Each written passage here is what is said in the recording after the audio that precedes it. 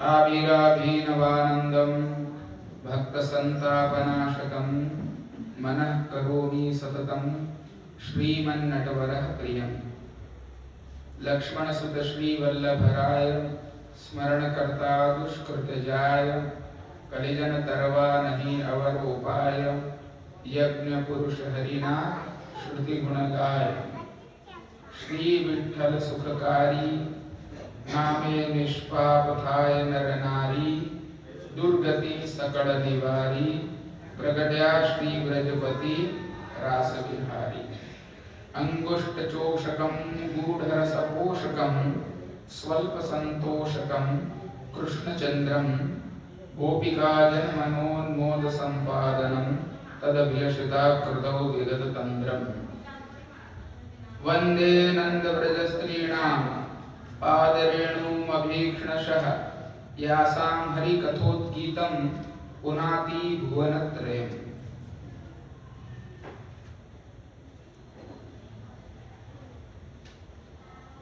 श्री गुसाईजीना 511 उत्सव निमित्ते श्री विठ्ठलेश गुणगान ना द्वितीय दिवसे आज આપણે એકત્રિત થયા છીએ। આ બે દિવસનું જે સત્ર છે અને તેમાં આજે આપણે સપ્તમ આખ્યાનની વિવેચનાત્મક આ શ્રેણી ચાલી રહી છે આપણી, તેને આગળ વધારી રહ્યા છીએ।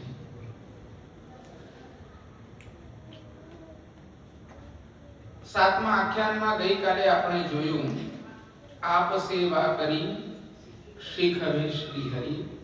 स्वयं सेवा करीने श्री गुसाई जी हरि स्वरूप जे स्वयं साक्षात हरि छे ते શીખવે છે, शिक्षा करे छे, आचरण करीने बताड़े तेनुं नाम आचार्य। आचरण करीने जे उपदेश करे तेनुं नाम आचार्य।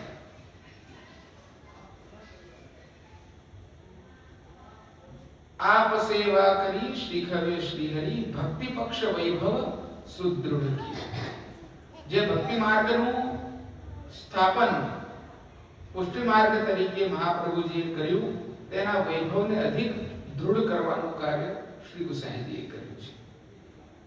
आपे जोयुं के भक्ति सेवा आ कया भक्ति पक्ष नु वर्धन कर्यु वैभव वधार्यो तो कहे छे निर्गुण भक्ति के जेनी अंदर कोई पण प्रकारनी आशा अपेक्षा इच्छा नहीं होती। निरपेक्ष भक्ति निर्गुण भक्ति एना ऊपर आपणे गईकाले चर्चा करी। ते पछी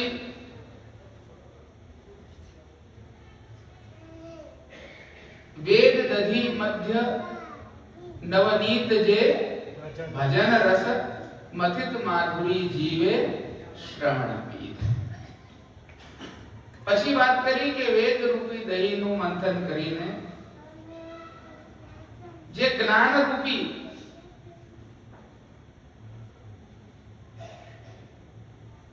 ભગવદ સ્વરૂપ ભગવત સંજ્ઞાન એટલે કે ભગવત સ્વરૂપનું જ્ઞાન આપણને જે થાય છે અનુભવ દ્વારા એ માધુરી એ યોગ્ય સ્વરૂપ જ્ઞાન છે। न कि अक्षर में अपनी एकात्मता के सायुज्यादि मुक्तिओ ब्रह्मानंद ए बधु आपणो उद्देश्य नहीं। आपणो उद्देश्य भजनानंद छे अने आ भक्ति भजन रूपी माखण एमांथी मथीने काढ्युं छे। ए पछी आपणे चर्चा करी કે જ્યારે દહીંનું મંથન થયું તેમાંથી માખણ નીકળ્યું ભક્તિ રૂપી અને બચી ગયું તે શું રહ્યું? છાશ। અને એ છાશ છે કર્મ માર્ગ। તક્ર સમ કર્મ પથ સ્નેહ રસહીન જે શ્વેત જાણી વિમુખ તાણી।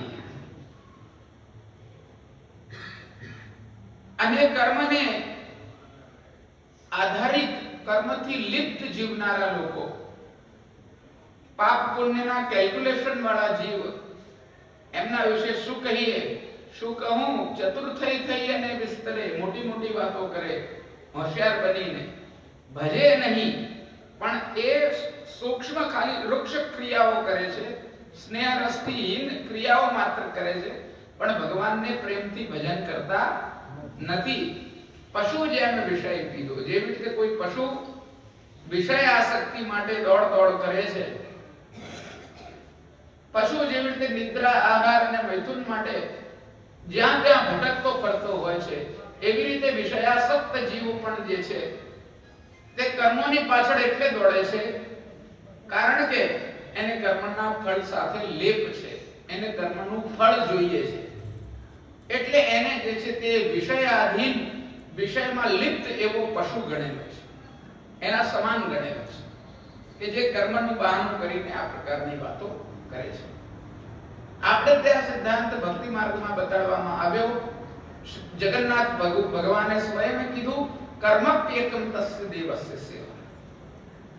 મહાપ્રભુજીને જગદીશ ભગવાને આ ઉપદેશ આપ્યો કે કર્મ પણ એક જ છે, તે આ દેવ એટલે કે આ ભગવાનની સેવા. એકો દેવો દેવકી પુત્ર એવ, જે એક જ દેવ છે પૂજવા યોગ્ય, આપણા માટે એકાશ્રય કરવા યોગ્ય, તે આ દેવકી નંદન છે. અને આપણું કર્મ પણ એક જ છે, જેમની સેવા કરી. એ સેવા માત્ર સ્વરૂપ સેવા નથી બતાડી અહીંયા, ઉચ્ચાર આનંદ તે અધિક દીધો. એમાં એમ આપણે ગઈકાલે ચર્ચા કરી કે સ્મરણનું પણ, ઉચ્ચારણનું પણ, રટણનું પણ, કીર્તનનું પણ જે છે તે શ્રવણાનંદ અને કીર્તનાનંદ બંને આવે. આમ અવસર અને અનવસર બે પ્રકારની સેવા, એનો એક બેકગ્રાઉન્ડ, એની એક પ્રાથમિક પૃષ્ઠભૂમિ આખ્યાનમાં શરૂઆતમાં બતાડવામાં આવી કે આપણા માર્ગનો સિદ્ધાંત શું છે, આપણે ત્યાંની સેવા કેવી છે, અને આ સેવામાં કયા બે દલ છે,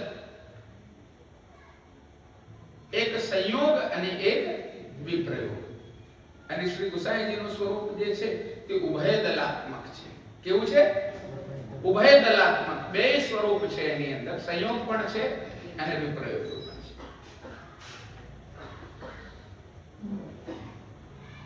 હવે આગળ કહે છે, ભજે નહીં પશુ જેમ વિષય પીધો, બોલ વલ્લભ સુવન, વિમલ વાણી જેની ગતિ બ્રહ્માદિ દેવે ના જાણે.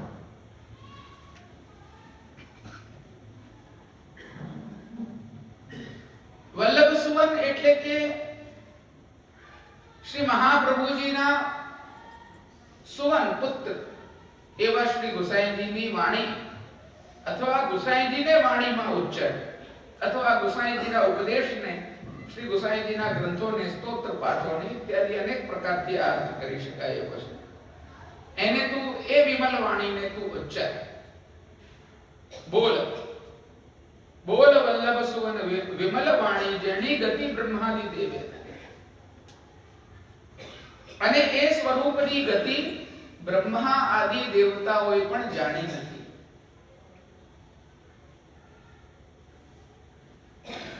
હવે આ વસ્તુ આપણે જે ચર્ચા કરી રહ્યા છીએ કે બ્રહ્મા આદિ દેવે આ ગતિ જાણી નથી, જે શ્રી મહાપ્રભુજીની વાણી અથવા શ્રી ગુસાઈજીની વાણી અથવા ગુસાઈજીનું સ્વરૂપ છે તે. તો આ વિષય ઘણા લોકોને અતિશયોક્તિ જેવો લાગતો હોય એવું આપણે કહેતા હોઈએ છીએ, કિંતુ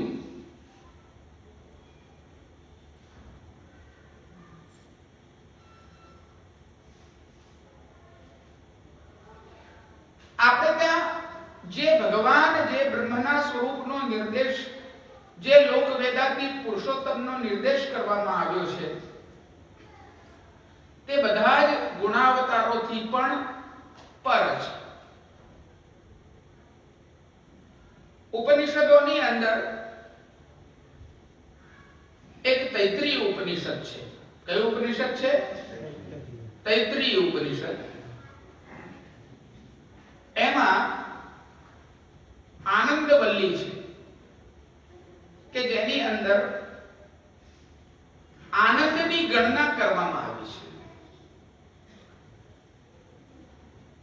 એટલે કે જેવી રીતે આપણે આ બધી ચર્ચા કરીએ છીએ તો કે કર્મમાં તો સુખ પ્રાપ્ત થાય છે કે આનંદ પ્રાપ્ત થાય છે, તો એ આપણે ત્રણ આનંદની ગઈકાલે વાત કરી। એક ભૌતિક વિષય આનંદ, એક મર્યાદા ફલ રૂપી અક્ષરનો આનંદ એટલે કે આધ્યાત્મિક આનંદ બ્રહ્માનંદ, અને ત્રીજો ભજનાનંદ જે આધિદૈવિક આનંદ છે। તો અહીંયા આનંદની ગણના એ પ્રકારે ઉપનિષદમાં રોચક રીતે બતાડેલી છે કે મનુષ્યનો સ્પેસિફિક આટલા ઘણો આનંદ તે ગંધર્વોનો આનંદ છે, આનાથી વિશેષ આ પ્રકારના દેવતાઓનો છે, એનાથી વિશેષ ઇન્દ્રનો છે, એનાથી આટલા ઘણો આનંદ જ્યારે ભેગો થાય ત્યારે એ બ્રહ્માજીનો આનંદ બને છે, અને બ્રહ્માજીથી હજુ વિશેષ x પ્રકારનો આનંદ હોય તો એ જે છે તે આ અક્ષરનો આનંદ બને છે। અક્ષર એટલે કે ભગવાનના નિત્ય લીલાનું સ્થાન, આધ્યાત્મિક સ્વરૂપ, જેને આપણે બૃહત પણ કહીએ છીએ। તો મહાપ્રભુજી કૃષ્ણાશ્રય બધા પાઠ કરે છે ને, પ્રાકૃતા સકલા દેવા ગણિતાનંદકમ બૃહત પૂર્ણાનંદો હરિસ્તસ્માત પ્રાકૃતા સકલા દેવા, પ્રકૃતિને આધીન, પ્રકૃતિથી જનિત જે પ્રકારનો અર્થ લેવો હોય તે આ પ્રકાર આ બધા દેવતાઓ છે ઇન્દ્રાદી, એમને પણ માયા લાગી જાય છે, એ પણ મોહિત થઈ જાય છે, એમનો પણ આનંદ જે છે તે આ પ્રકારે બતાડેલો છે, ગણેલો છે। ઈવન ત્યાં સુધી કે બ્રહ્માનંદ સ્વરૂપ અક્ષરનો પણ એટલે કે બૃહતનો પણ આનંદ જે છે તે ગણના કરીને બતાડવામાં આવ્યો છે ઉપનિષદમાં। એટલે બૃહતને, અક્ષરને, ભગવાનના આધ્યાત્મિક સ્વરૂપને શું કીધું? નિત્ય લીલાના સ્થાનને શું કીધું? ગણિતાનંદકમ, ગણિતાનંદથી યુક્ત છે, કેમ કે એનો પણ આનંદ ગણી શકાય છે। પણ આપણા ભગવાન જે સ્વરૂપની આપણે સેવા કરીએ છીએ, જે રસાત્મક પરબ્રહ્મની આપણે સેવા કરીએ છીએ, આનંદ માત્રાકાર, આનંદ માત્ર સરકારપાદ મુખોદરાદિ રસો વૈસ, એ જે ભગવાન સ્વરૂપ, ભગવાનનું સ્વરૂપ છે, તે સ્વરૂપ જે છે તે પૂર્ણ આનંદો હરિસ્તસ્માત કૃષ્ણેવ, એ ભગવાન તો જે છે તે આનંદથી પરિપૂર્ણ છે। પૂર્ણત્વ કેવું છે? પૂર્ણમિદમ પૂર્ણાત પૂર્ણમુદચ્યતે પૂર્ણસ્ય પૂર્ણમાદાય પૂર્ણમેવાવશિષ્યતે। આ પૂર્ણની અંદરથી પૂર્ણ વસ્તુ લઈ લેવામાં આવે તો જે પૂર્ણ વસ્તુ લીધેલી છે તે પણ પરિપૂર્ણ છે, અને બચી જાય છે તે પણ પરિપૂર્ણ છે, એમાં પણ કોઈ પણ પ્રકારે ઘટાડો થતો નથી। આ રસરૂપી બ્રહ્મ છે, એની અંદર અખૂટ રસ ભરેલો છે, તમે એમાંથી થોડો રસ પ્રાપ્ત કરી લો, એનો આનંદ થોડો તમે બી પ્રાપ્ત કરી લો તો એમાં ઘટ પડતી નથી, અને તમારી અંદર જે છે તે એ પરિપૂર્ણતા એ બ્રહ્મની અનુભવી શકાય છે। આ મિશ્રીનો ગાંગડો હોય તે પ્રકારે મધુરાધિપતિ રખિલમ મધુરમ છે, એની નાની કણિકા ચાખો તો બી મધુર છે, અને એનો મોટો ભાગ ચાખો તો એ મધુર છે। એ રીતે જેવી રીતે આપણું માધુર્ય છે તેવી રીતે જ આની પૂર્ણતા છે। એટલે આ પૂર્ણાનંદ ભગવાન જે છે તેને આપણે કર્મના દાયરામાં સીમિત નથી કરતા કે આટલું ફળ મને ભગવાન આપો। જ્યારે ભગવાન આપણને ઘણું વિશેષ ફળ આપી શકે એમ છે તો આપણે સ્પેસિફિક દાનનું કે યજ્ઞનું કે તપનું કે નિયમનું કે વ્રતનું ફળ કેમ લેવું છે? કેમ કર્મની પાછળ દોડવું છે? બધા જ કર્મ કરવાના, પણ એ ઠાકોરજીના ચરણારવિંદમાં સમર્પિત કરી દેવાના, શ્રી કૃષ્ણાર્પણ કરી દેવાના, શ્રી ગોપીજન વલ્લભાર્પણ કરી દેવાના। એ પ્રકારનો સિદ્ધાંત ગીતાજી આદિ ગ્રંથોનો આપણા માર્ગની અંદર કર્મ માટે વિચારેલો છે। સમજાય છે બધા વૈષ્ણવો? એટલે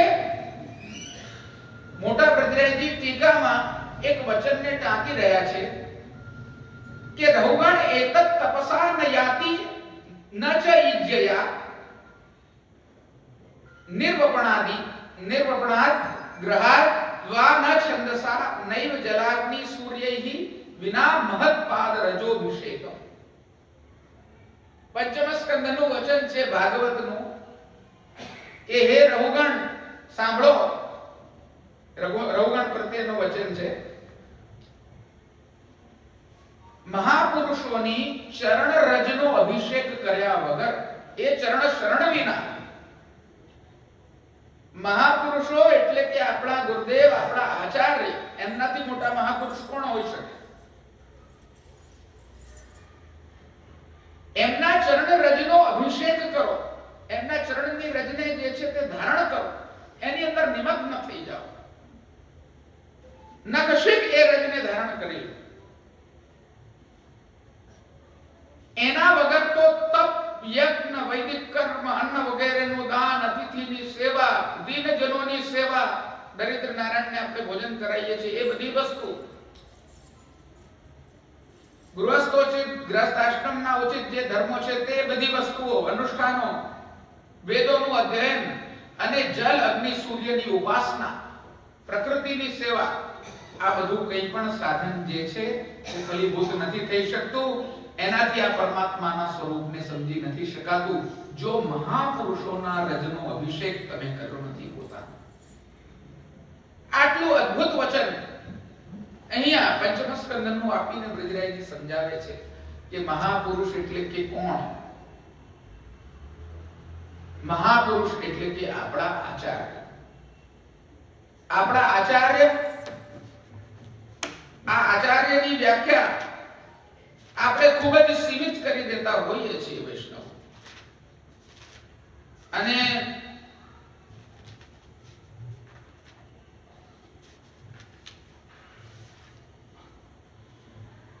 ભાગવતજીનું વચન છે કે આચાર્ય યોંતર બહિષ તનુવૃત શુભમ વિધુન્વન આચાર્ય ચૈત્ય વપુષા સ્વગતિમ વ્યય. 11મા સ્કંદમાં 11મા સ્કંદની અંદર ઉદ્ધવજીને ભગવાન ઉપદેશ આપે છે, જેને આપણે ઉદ્ધવજીની ગીતા પણ કહીએ છીએ. કર્મ શું છે, યોગ શું છે, જ્ઞાન શું છે, ઉપાસનાની વિધિ શું છે, ભક્તિ માર્ગનો પ્રકાર શું છે, મારી સેવા તમે કેવી રીતે કરજો. નિત્ય લીલામાં પ્રયાણ કરતા પૂર્વે ઉદ્ધવજીને આ બધો ઉપદેશ ભગવાન સ્વયં આપે છે.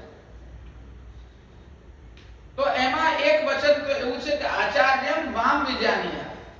આચાર્યના સ્વરૂપને જે છે તે તમે મારું સ્વરૂપ સમજજો. અને બીજું વચન અહીંયા આપ્યું,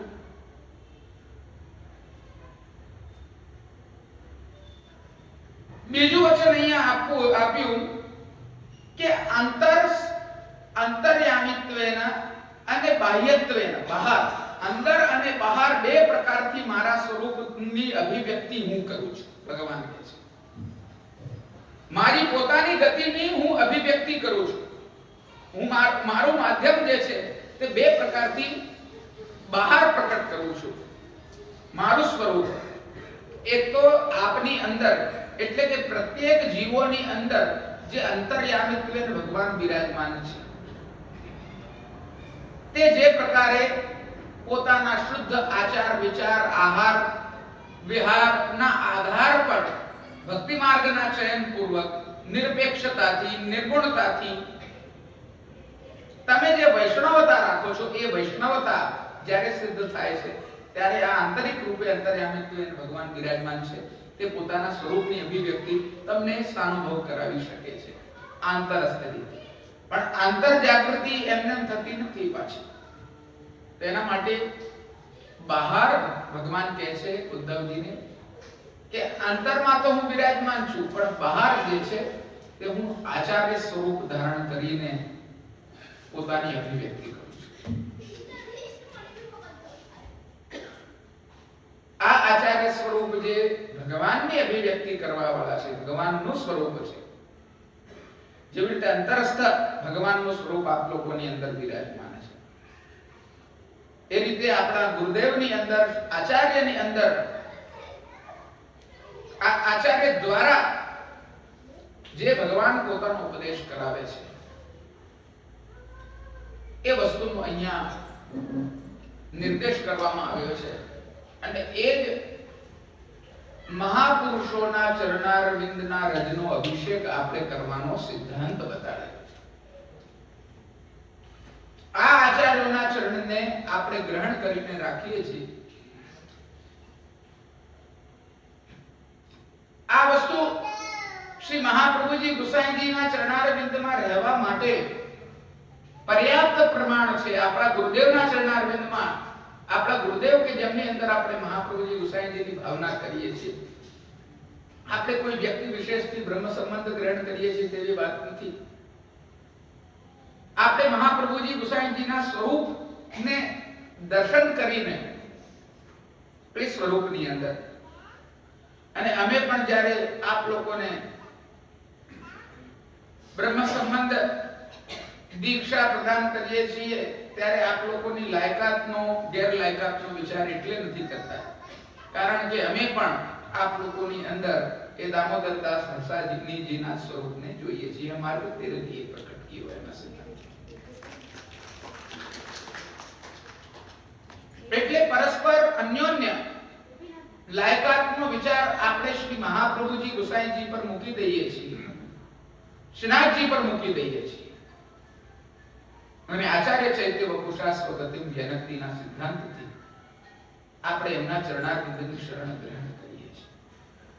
આ શાસ્ત્રોક્ત સિદ્ધાંત હૃદયમાં ઉતારવા જેવો છે. આના ઉપર ઘણું વિવેચન અમે અમારી ટીકામાં અલગ અલગ પ્રમાણોથી આપ સેવા કરી શીખવે શ્રી હરિ આ જે આખ્યાન છે આપ લોકોને જાણીને આનંદ થશે. હું કહી બી દઉં છું, આજે અભિવ્યક્ત નથી આવા, પરંતુ આના ઉપર અમે સંસ્કૃતમાં ટીકા કરીએ છીએ. આ સપ્તમ આખ્યાનની અંદર જે ભાવ દીપિકા ટીકા છે બ્રજરાયજી મહારાજની, એના ઉપર અમે રચના કરી રહ્યા છીએ. ભાવ દીપિકા જ્યોતિ. એમાં અમે આ બધી જ વસ્તુઓનો ઘણો બધો ખુલાસો કર્યો છે કે આચાર્યનું સ્વરૂપ શું છે, શ્રી મહાપ્રભુજી ગુસાઈજીનું સ્વરૂપ શું છે, અને તત્પશ્ચાત એમના જ સ્વરૂપેણ આપણે કેમ આ બિંદુ સૃષ્ટિત્વેના આપણા વલ્લભ વંશ આચાર્યોને માનીએ છીએ અને એમના દ્વારા દીક્ષા ગ્રહણ કરીએ છીએ. આ બધી જ વાત જે છે શાસ્ત્રોક્ત સિદ્ધિ પ્રતિપાદન અલગ પ્રકારથી આપણા મત અનુસાર કેમ આટલા પેઢીઓથી પરંપરાઓથી આ ક્રમ ચાલતો આવ્યો છે. એ કોઈ અંધશ્રદ્ધા નથી, પરંતુ સૈદ્ધાંતિક શાસ્ત્રીય પ્રતિપાદન છે. તે અમે એમાં વાત કરેલી છે. તો ગ્રંથો પ્રકાશિત કરશો કે નહીં આવી બધી વાતો બધા કરતા હોય છે. તો અત્યારે તો અમારો કોઈ એવો વિચાર નથી થતો, કારણ કે ગ્રંથોના પ્રકાશન માટે થોડી બધા વૈષ્ણવોમાં અમને સ્વયંને એવું લાગે છે કે થોડી ઉદાસીનતા છે. પ્રકાશન તો શું, ગ્રંથોના વાંચનમાં અત્યારે વૈષ્ણવોને રસ નથી. માત્ર રીલ્સમાં અને જે ઓનલાઈન કન્ટેન્ટ હોય છે જેની કોઈ પ્રામાણિકતા નથી, યુટ્યુબર્સને જોતા હોય છે, અલગ વોટ્સએપના મેસેજીસોને જોતા હોય છે અને વિદ્વાન બની જાય છે. પણ જે આપણા સાચા ગ્રંથ છે, આપણા પૂર્વજો, આપણા પૂર્વાચાર્યોએ જે ચરિત તાંબુલ આપણને આપ્યું છે, એ ચરિત તાંબુલ આપણે નથી લેવું અને ઠેર ઠેરનું આપણે ચરિત તાંબુલ લઈ રહ્યા છીએ. મૂળ ગ્રંથો પર, મૂળ ગ્રંથના બેઝિક ટ્રાન્સલેશન પર, આપણા પૂર્વાચાર્યોની વાણી પર આપણને ચિંતન કરવાનું મન જ્યારે થશે ત્યારે આપણે આપણા આચાર્યો દ્વારા કહેલી આ બધી વાતો એને હૃદયસ્થ કરી શકવા માટે રંચક લાયકાત ધરાવીશું એવું મારું સ્પષ્ટપણે માનવું છે અને આપ લોકોને કહેવું છે. એટલે એ તો વાત થઈ ગઈ અલગ. એટલે આચાર્ય ચૈત્ય વપુષા સ્વગતિમ જ્ઞાનથી નો સિદ્ધાંત બતાડેલો છે. આપની અંદર દામોદર દાસ જે છે તેના સ્વરૂપનું સ્પષ્ટીકરણ થાય અને આપના આચાર્યની અંદર શ્રીમદ વલ્લભાચાર્યજીનું સાક્ષાત સ્વરૂપ દર્શન કરી શકો તેવી લાયકાત થાય ત્યારે यह માર્ગ તેરે લીએ પ્રકટ થયોનો સિદ્ધાંત જે છે તે થઈ શકે. એના સિવાય આટલી દૈન્યતા, આટલી સાક્ષી ભાવના એટલે કે કાની આપી આપણા પૂર્વાચાર્યોની અને આપણા ભગવદીઓની, એ જ્યાં સુધી આપણે નહીં કરીએ ત્યાં સુધી આ ભગવાન પોતાની અભિવ્યક્તિ આ બંને સ્વરૂપથી આપ લોકોને નહીં કરાવી શકે એવું અમારું સ્પષ્ટપણે માનવું છે. અને એવો જ શાસ્ત્રનો સિદ્ધાંત આપણા પૂર્વાચાર્યોએ બતાડેલો છે. પુરુષોત્તમજીનો પ્રકાશ ખૂબ વિસ્તૃત છે આ વિષયમાં, જેની હું અહીંયા ચર્ચા નથી કરતો કારણ કે વિષય ક્લિષ્ટ બને. પરંતુ આ વસ્તુ સૈદ્ધાંતિક છે એ વસ્તુ હું જરૂર આપ લોકોની આગળ સ્પષ્ટ કરું છું. હવે આગળ બોલ વલ્લભ સુમન એ ચરણ શરણ વિના શ્લોક 10:4 માં કહો તે કોનો કોઈ અર્થ સીધો. એ થઈ ગઈ શું કહું ચતુર્થઈ થઈ અને વિસ્તરેની વાત થઈ ગઈ. બોલ વલ્લભ વિમલ. હવે કરવું શું જોઈએ તો આવા આચાર્ય ના વચનોને, આવા આચાર્યના સ્વરૂપની વાણી જે છે તું ઉચ્ચારણ કરજે. શ્રી મહાપ્રભુજીનું સ્મરણ કરશે, મહાપ્રભુજીનું કીર્તન કરશે, શ્રી ગુસાઈજીના સ્વરૂપને હૃદયમાં ધારણ કરશે, શ્રી ગુસાઈજીની બધાઈ ગાશે. તો એમાં અને આ નંદનંદનના સ્વરૂપમાં કોઈ પણ જાતનો અંતર નથી. કારણ કે એની ગતિ બ્રહ્માજી દેવે ન જાણી. અહીંયા તો આ શ્રી વિઠ્ઠલ પુરુષોત્તમ પુરાણાંતરો કહી રહ્યા છે કે આ સાક્ષાત પુરુષોત્તમ છે, શ્રી વિઠ્ઠલ પ્રકટ થયેલા છે. ગઈકાલે આપણે જોયું કલિયુગના અવતારોનું વર્ણન કરવામાં આવ્યું છે. શાંતિલ્ય સંહિતામાં ખૂબ જ સારી રીતે શ્રી મહાપ્રભુજીના અવતરણનો અને શ્રી ગુસાઈજીના સ્વરૂપના અવતરણનો ઉલ્લેખ કરવામાં આવ્યો છે આવા અનેકો ગ્રંથોમાં. એટલે આપણે એ સ્વરૂપોને હૃદયમાં ધારણ કરીએ અને એમના શરણને ગ્રહણ કરીએ. કારણ કે એ સ્વરૂપ સાક્ષાત છે, એ લોક વેદાતીત પુરુષોત્તમનું જ સાક્ષાત સ્વરૂપ છે. મુખાગ્નિ સ્વરૂપ મની વૈશ્વાનર સ્વરૂપ શ્રી મહાપ્રભુજી છે, પુરુષોત્તમ સ્વરૂપ શ્રી ગુસાઈજી છે. આ વસ્તુ પર પુરાણાંતરોના વચનો પર આપણે જે છે તે શ્રદ્ધા રાખવી જોઈએ. એટલે શ્રી ગુસાઈજીની સીધી સામ્યતા શ્રી કૃષ્ણના સ્વરૂપ સાથે આપણે કરીએ છીએ. એનું પ્રતિપાદન કરવામાં કોઈ જાતનો આપણે સંકોચ રાખતા નથી. એમના જેવા છે, એમના સમાન છે, આ પ્રકારની વાત નથી કરતા. એ જ સાક્ષાત સ્વરૂપ છે. અને વલ્લભાખ્યાન પણ એના માટે જ પ્રકટ થયું છે કે આપણે આ સ્વરૂપોની અંદર કોઈ પણ પ્રકારની ભેદ દૃષ્ટિ ના રાખીએ. સમજાય છે બધાને વાત? એટલે અહીંયા એ પ્રકારનું વચન બતાડવામાં આવ્યું.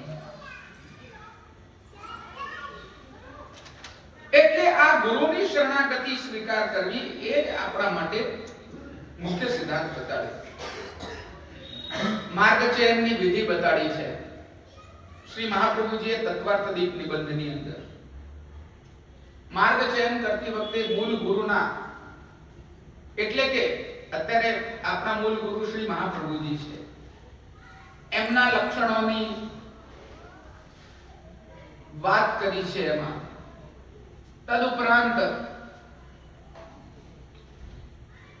આ માર્ગમાં કયા પ્રકારે પોતાનું નિર્વહન કરવું, અથવા તો એ ના થઈ શકે પુષ્ટિ માર્ગીય પ્રકારથી તો મર્યાદામાં કઈ રીતે કરવું, એ બધી વાત પણ એમાં તત્વાર્થદીપ નિબંધમાં સારી રીતે ઉલ્લેખ કરી છે. એના ઉપર આખો એક સત્ર થઈ શકે તેવી વાત છે. એટલે હું અત્યારે બહુ જ શોર્ટમાં એ સિદ્ધાંત આપ લોકોને બતાવવા માંગુ છું.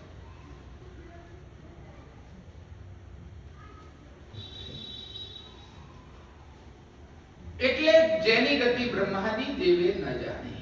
કારણ કે બ્રહ્માજી જે છે એમની ગતિ સત્યલોક સુધીની છે. સત્યલોક બ્રહ્માજીનું લોક છે. નીચેના લોક 14 ભુવન કહીએ છીએ ને આપણે, 14 લોક. નીચેના 7 લોક ને ઉપરના 7 લોક. તલ વિતલ સુતલ અતલ તલાતલ રસાતલ ને પાતાલ. ઉપર ભૂ ભુવ સુવ મહાજન તપ અને સત્ય. સત્યલોક બ્રહ્માજી.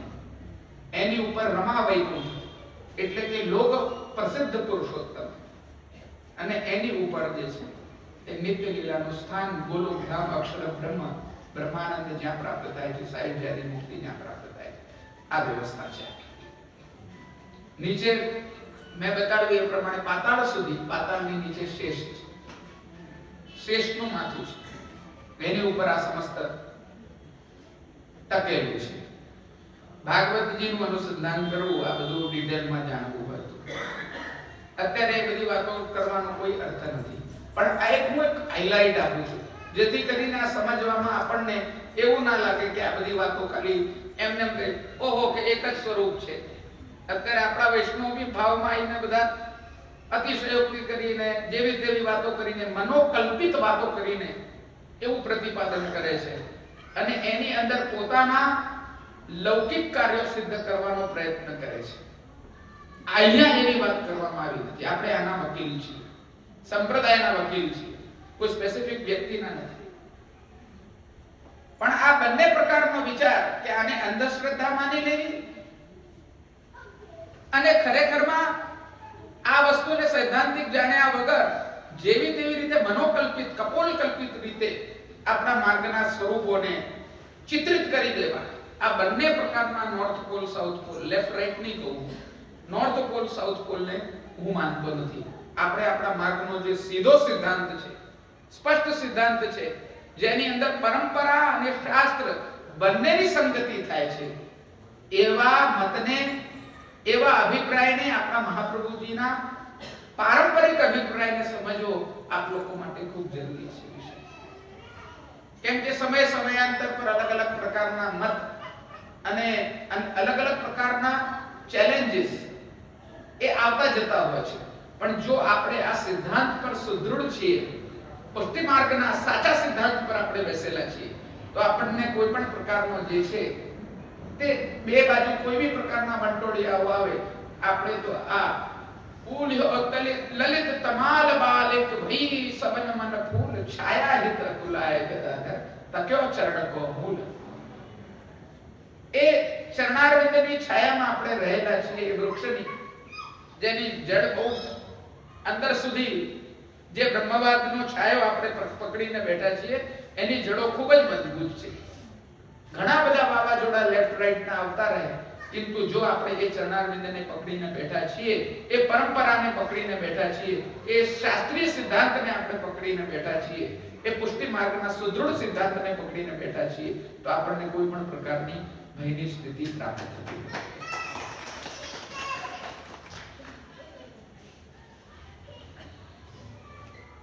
એટલે હવે આગળ મૂળ સ્વરૂપ જે વિઠ્ઠલાનાથજીનું છે,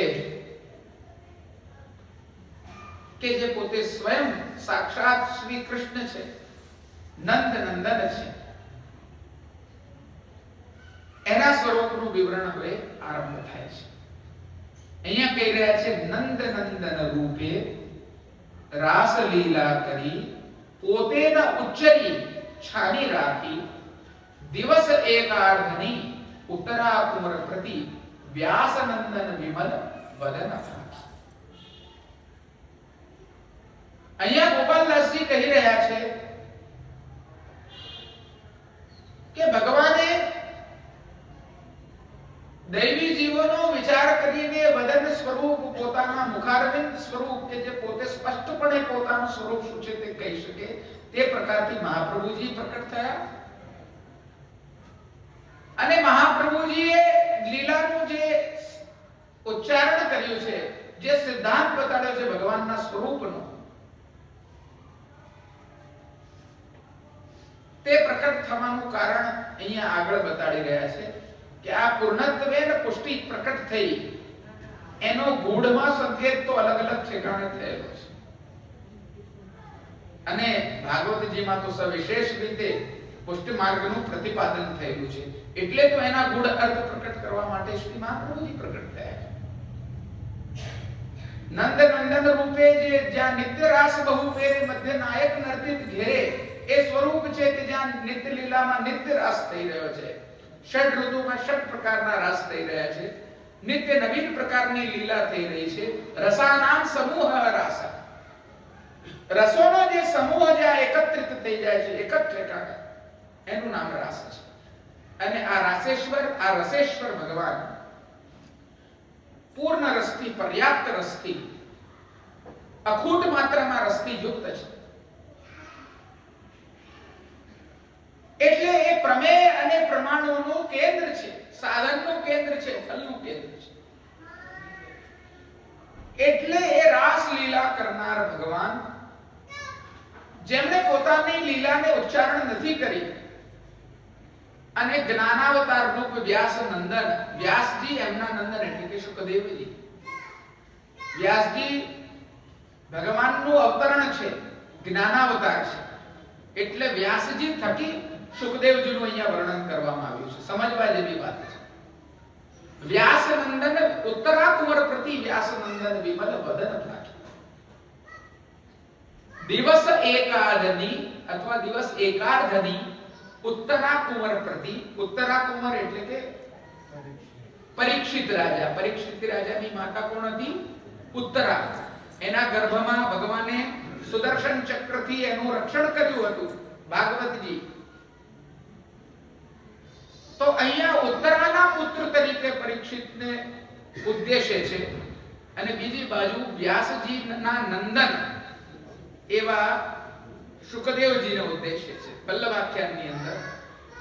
તો એની બહુધા ટીકાઓમાં અલગ અલગ પ્રકારની વિવેચના કરી છે. એમાં ખૂબ સારી રીતે જીવનજી મહારાજ મુંબઈ વાળા થયા, મોટા મંદિર વાળા, એમની ટીકામાં એવો ઉલ્લેખ છે કે અહીંયા વ્યાસજી એટલે કે જે જ્ઞાનાવતાર સ્વરૂપ છે તે એમના નંદન એટલે કે એમને આનંદ આપનાર, પુત્ર તરીકે નહીં. નંદન, નંદ એટલે કે આનંદ આપનાર, વ્યાસ નંદન. વ્યાસજીને ક્યારે આનંદ થયો કે જ્યારે એમણે આટલા બધા કાર્ય કર્યા, મોટા મોટા 18 પુરાણની 17 પુરાણની પહેલા રચના કરી, વેદોના ભાગ પાડ્યા, બધી મોટી મોટી સિદ્ધિઓ પ્રાપ્ત કરી આ પ્રકારની, છતાં એમને પોતાના મનમાં સંતોષ થયો નહીં. અને વ્યાસ ચિંતા વિનાશક એવા ભગવાન વ્યાસજીની ચિંતા દૂર કરવા માટે આ ભાગવત શાસ્ત્ર પ્રકટ કરવા માટે યમ પ્રવ્રજંતમનુપેતમ અપેત કૃત્યમ દ્વૈપાયનો વિરહ કાતર આજુહાવ પુત્રેતિ તન્મયતયા તરવો વિનેન્દુસ્તમ સર્વભૂત હૃદય મુનિમાનિતોસ.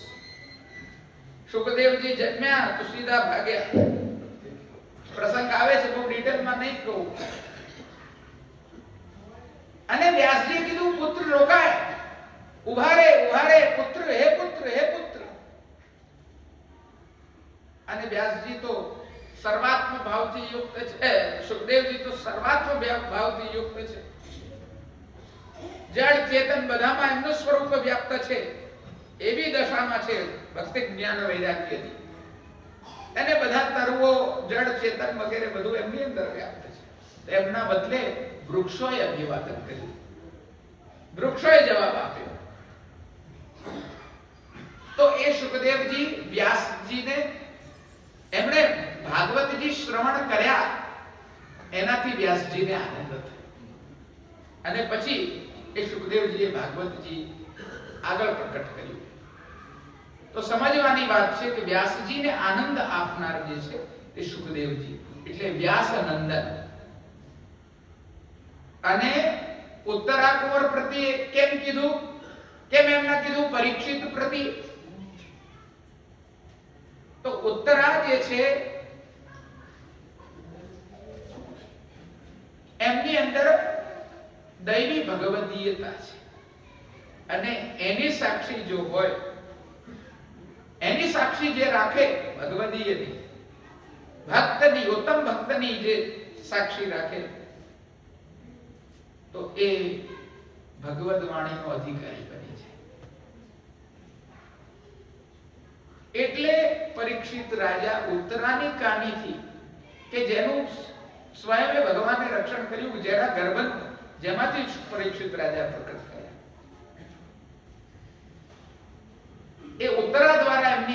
લાયકાત સિદ્ધ થઈ. તો અહીંયા એમની કાની આપીને કહે છે ઉત્તરા કુંવર.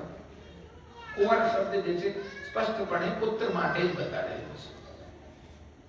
એટલે વ્યાસજીને આનંદ આપનારા એવા સુખદેવજીએ દિવસ એકાદ નહીં કે દિવસ એક આર્ધ નહીં, લીલા જ રાસલીલા પ્રકટ કરી અને એમાં પરીક્ષિત રાજાને તો પ્રશ્નો થયા કે ધર્મનું સ્થાપન કરવા માટે આ ભગવાન અહીંયા પ્રકટ થયા છે, એમણે આવી લીલા કેમ કરી?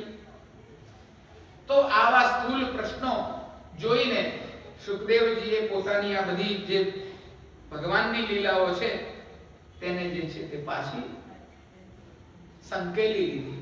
થોડી લીલાનું વર્ણન કર્યું એકાદની, અને પછી સંપૂર્ણ રાસાત્મક ભગવાનનું સ્વરૂપ કેવું છે, ખંડઋતુનું શું પ્રકાર છે, જે આપણે આ અષ્ટસખાઓની વાણીમાં ગાઈએ છીએ નિત્ય, એ લીલા પ્રકટ થઈ શકી નહીં. અને આ પુષ્ટિ પુરુષોત્તમ ની લીલાઓ પ્રકટ કરવા માટે, એનું ઉચ્ચારણ કરવા માટે શ્રી મહાપ્રભુજીના પ્રાકટ્યની આવશ્યકતા, શ્રી ગુસાઈજીના પ્રાકટ્યની આવશ્યકતા આગળ પડી છે. આ સ્વરૂપ એવું છે કે બ્રહ્માદિ મહામુનિ અતિ જ્ઞાન પારંગતા તે મધુ સિંધુની કહીએ માખી. જ્ઞાન અવતાર વ્યાસજી સુખદેવજીએ તો એકાદ દિવસની લીલા પ્રકટ કરી. અહીંયા તો ત્યાં સુધી કીધું કે આ બધાના આદ્ય પિતા સંપૂર્ણ જગતના એવા બ્રહ્માજી સર્ગાત બ્રહ્માદી નામ ઉત્પત્તિ વિસર્ગ, અને આ પછી વિસર્ગ પછી સ્થાન લીલા આદિનું વિસ્તાર કરવા વાળા બ્રહ્માજી પણ આ ભગવાન અનંત રસ રૂપી ભગવાન જે છે, જેવી રીતે એક કમળ છે, સમજજો વાતને, જેમાં અખૂટ રસ છે, એની અંદર એનો રસ લેવા માટે એક ભમરો, એક માખી આવે, મધમાખી, અને એ પોતાની શક્તિ પ્રમાણે રસ લઈ લે.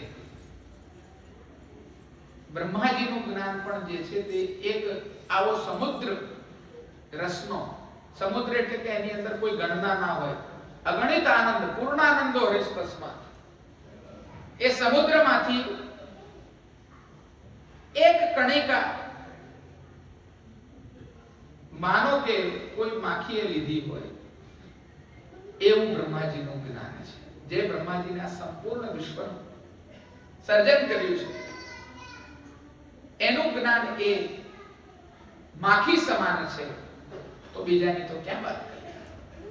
અને આ વાત કીધેલી માત્ર એવી નથી, આની સાથે શાસ્ત્રોના વચનો પણ ટીકાકારોએ અલગ અલગ પ્રકારથી મૂકેલા છે, અનેક વચનો મૂકેલા છે. એટલે બ્રહ્માદિ મહામુનિ અતિ જ્ઞાન પારંગતા, જેમના જ્ઞાનની પારંગતાનો કોઈ તોડ જ નથી, એનાથી વિશેષ જ્ઞાન કોઈની પાસે હોય જ ન શકે, એવા બ્રહ્માદિ મહામુનિ અતિ જ્ઞાન પારંગતા તે મધુ સિંધુની કહીએ માખી. તે મધુ સિંધુની કહીએ માખી. એ પ્રભુ રસપુંજ, એ ભગવાન કેવા છે? રસપુંજ. પુંજ એટલે કે ઢગલો, અગણિત રસથી યુક્ત એવો ઢગલો છે.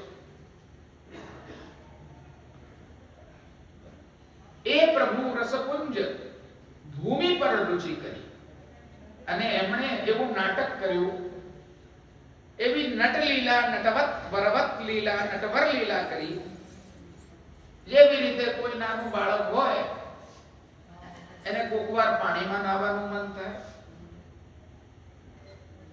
કોકવાર ધૂળમાં રમવાનું મન થાય, કોકવાર સમુદ્રના કિનારે માટીથી મકાન બનાવે ને પછી પોતે દાંડીઓ મારીને એને તોડી નાખે.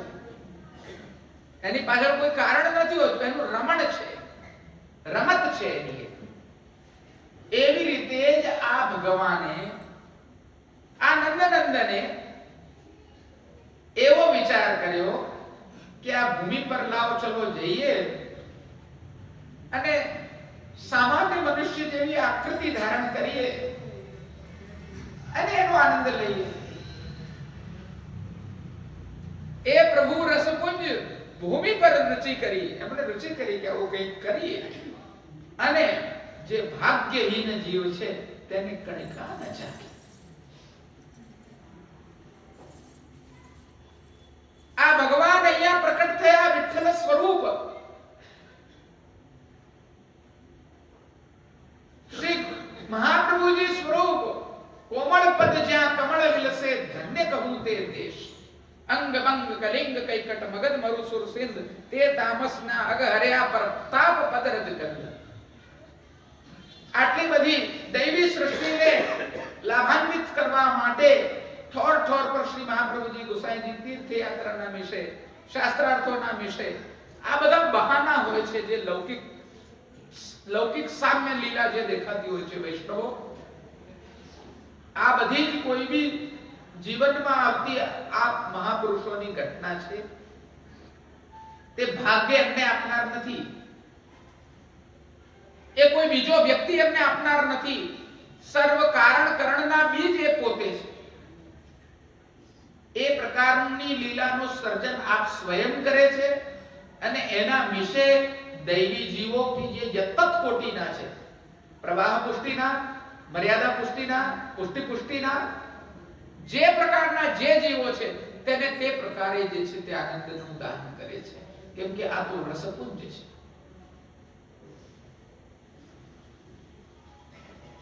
₹500 ની નોટ હોય, બહુ ચાલુ દાખલો આપું છું, લૌકિક આપું છું, એને તમે વટાવો તો 500 ની નોટ આવી શકે, હા કે ના? હવે 100 ની વટાવો તો 500 ની આવે. એ જ રીતે આ પૂર્ણ સ્વરૂપ જ્યારે ભગવાન લીલા રૂપ અલગ અલગ અવતરણો ધારણ કરે છે, એમાં પૂર્ણત્વેન શ્રી કૃષ્ણ તરીકે પ્રકટ થાય છે. કૃષ્ણ તો લોક વેદાતીત છે. અન્ય પ્રકારની વિભૂતિઓ દ્વારા પણ પૂર્ણ પ્રકટ થાય છે. અંશાત્મક, કલાત્મક, આવેશાત્મક અને જ્યાં જ્યાં મહાત્મ્યની ઉર્જા સંપન્ન છે તે બધું જ ભગવાનની વિભૂતિઓ છે. એવું વિભૂતિઓમાં ગીતાજીનું વચન છે. એટલે જ્યાં સામર્થ્ય છે તે ભગવાનનું સ્વરૂપ છે. પરંતુ અહીંયા તો શ્રી વિઠ્ઠલ પોતે જ શ્રી કૃષ્ણ સાક્ષાત પ્રકટ થાય છે. અહીંયા કોઈ પણ જાતનો જે છે તે અંતર બતાડવામાં આવ્યો નથી. એટલે જે ભાગ્યહીન છે કે જે એ સ્વરૂપને સમજી નથી શકતું, એ સ્વરૂપની કણિકા ચાખતું નથી, એ સ્વરૂપના આશ્રયમાં આવતું નથી, એ સિદ્ધાંતને સમજતું નથી, એમના વચનામૃતોને, એમના દ્વારા બતાડેલી આ સેવા વિધિ, સેવા પ્રણાલિકાને, એમની પરંપરાને, એમના સર્વોત્તમ પ્રભૃતિ વચનો ને જે હૃદયમાં ધારણ કરતા નથી, તે નિશ્ચિત રૂપે ભાગ્યથી હીન છે, કમ નસીબ છે. અને એના માટે શું કીધું આગળ? તેને દેવ ઉપર રહ્યા ધિકાર બોલે, મંદમતી કહી અને નિંદા દાખી. એ ભાગ્યહીન લોકો કે જે આ સ્વરૂપને સમજતા નથી, એની શરણે જતા નથી, એમના વચન બોલતા નથી, એમના વચન ઉપર વિશ્વાસ કરતા નથી, એવા ભાગ્યહીન મૂર્ખ લોકો માટે ઉપર દેવતાઓ જે રહ્યા છે કે જે પોતે આ સ્વરૂપને પામવા માટે તળપાપડ થાય છે, તાલાવેલી લગાડે છે, સાધનાઓ કરે છે, હજારો વર્ષોની તપસ્યા કરે છે, એ દેવતાઓ જે સ્વરૂપને માને છે, જાણે છે, જપે છે, આરાધે છે, એ ભગવાનના સ્વરૂપની કણિકા જો એને નથી ચાખી, એને એ કહે છે કે ધિક્કાર છે. દેવતાઓ કહે છે કે ધિક્કાર છે. ખૂબ સસ્તામાં ભગવાન મળી ગયા.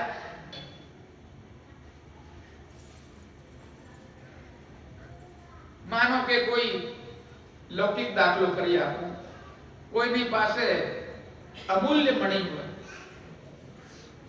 જેની કરોડોમાં કિંમત આંકી શકાય, કલેક્શન આઈટમ, એ લઈને કોઈ ફરતો હોય અને કોક કે લાય મને લાખ રૂપિયામાં આપી દે, લાખ તો નહીં કે 2 લાખ લઈશ, 2 નહીં કે 3 લાખ આપું છું, પેલો લઈ લે. તો જે જાણતો હોય એ મળેની કિંમત, એ શું કે ધિક્કાર છે, મૂર્ખા. પીનટ્સ માં વેચાઈ ગયો, મગફળીના ભાવે ત્યાં અમે આપી દીધું, ગાડાલાલ એવું કહે ને. આ દાખલો આપું છું કોઈ. તેને દેવ ઉપર રહ્યા ધિક્કાર બોલે, મંદમતી કહી. એને કીધું કે તું મૂર્ખ છે, મંદમતી છે, અને નિંદા દાખી, અને એની નિંદા કરે છે કે આવા લોકો તો નિંદા કરવા યોગ્ય છે, ધિક્કારવા યોગ્ય છે, કે જે આ સ્વરૂપને સમજી નથી શકતા, આ રસરૂપ શ્રી વિઠ્ઠલની લીલાને જાણી નથી શકતા. આ વિબુધ પર, આ ભૂતલ પર, ભૂમિ પર, વસુધા પર કેમ પ્રકટ થયા છે એમને ખબર નથી, અથવા એ જાણવા માંગતા નથી, અથવા શ્રી વિઠ્ઠલે તેમને એવો અધિકાર આપ્યો છે કે જીવનભર સમજી ના શકે, અને એ દેવો દ્વારા ધિક્કારવા યોગ્ય જ છે. હવે તમને એમ થશે કે આ દેવતાઓના નામે આ બધી વાર્તા ચલાવી છે, કોકને એવું થાય કરે છે. તો અહીંયા વચનોનો અંબાર લગાડ્યો છે આચાર્યોએ, પૂર્વાચાર્યોએ, એને સમજાવવા માટે. કાંડિલ્ય સંહિતા કે નારદ પંચરાત્રનું વચન છે એ મારા ધ્યાન પર જાય છે. શેમાનું છે? સ્પષ્ટ આજ છે, વિબુધ વાંછે વાસ વસુમતી ઉપરે શ્રી વલ્લભ કુંવરની કહેલે. જે આવા મહાપુરુષ છે કે જે ભગવાનને હૃદયમાં ધારણ કરીને વિરાજમાન છે, તે સાક્ષાત એમનું જ સ્વરૂપ છે, અને એમને એમની ટહેલ કરવા માટે, એમની સેવા કરવા માટે દેવતાઓ પણ ઝંખના રાખે છે. એ પ્રકારનું વચન છે.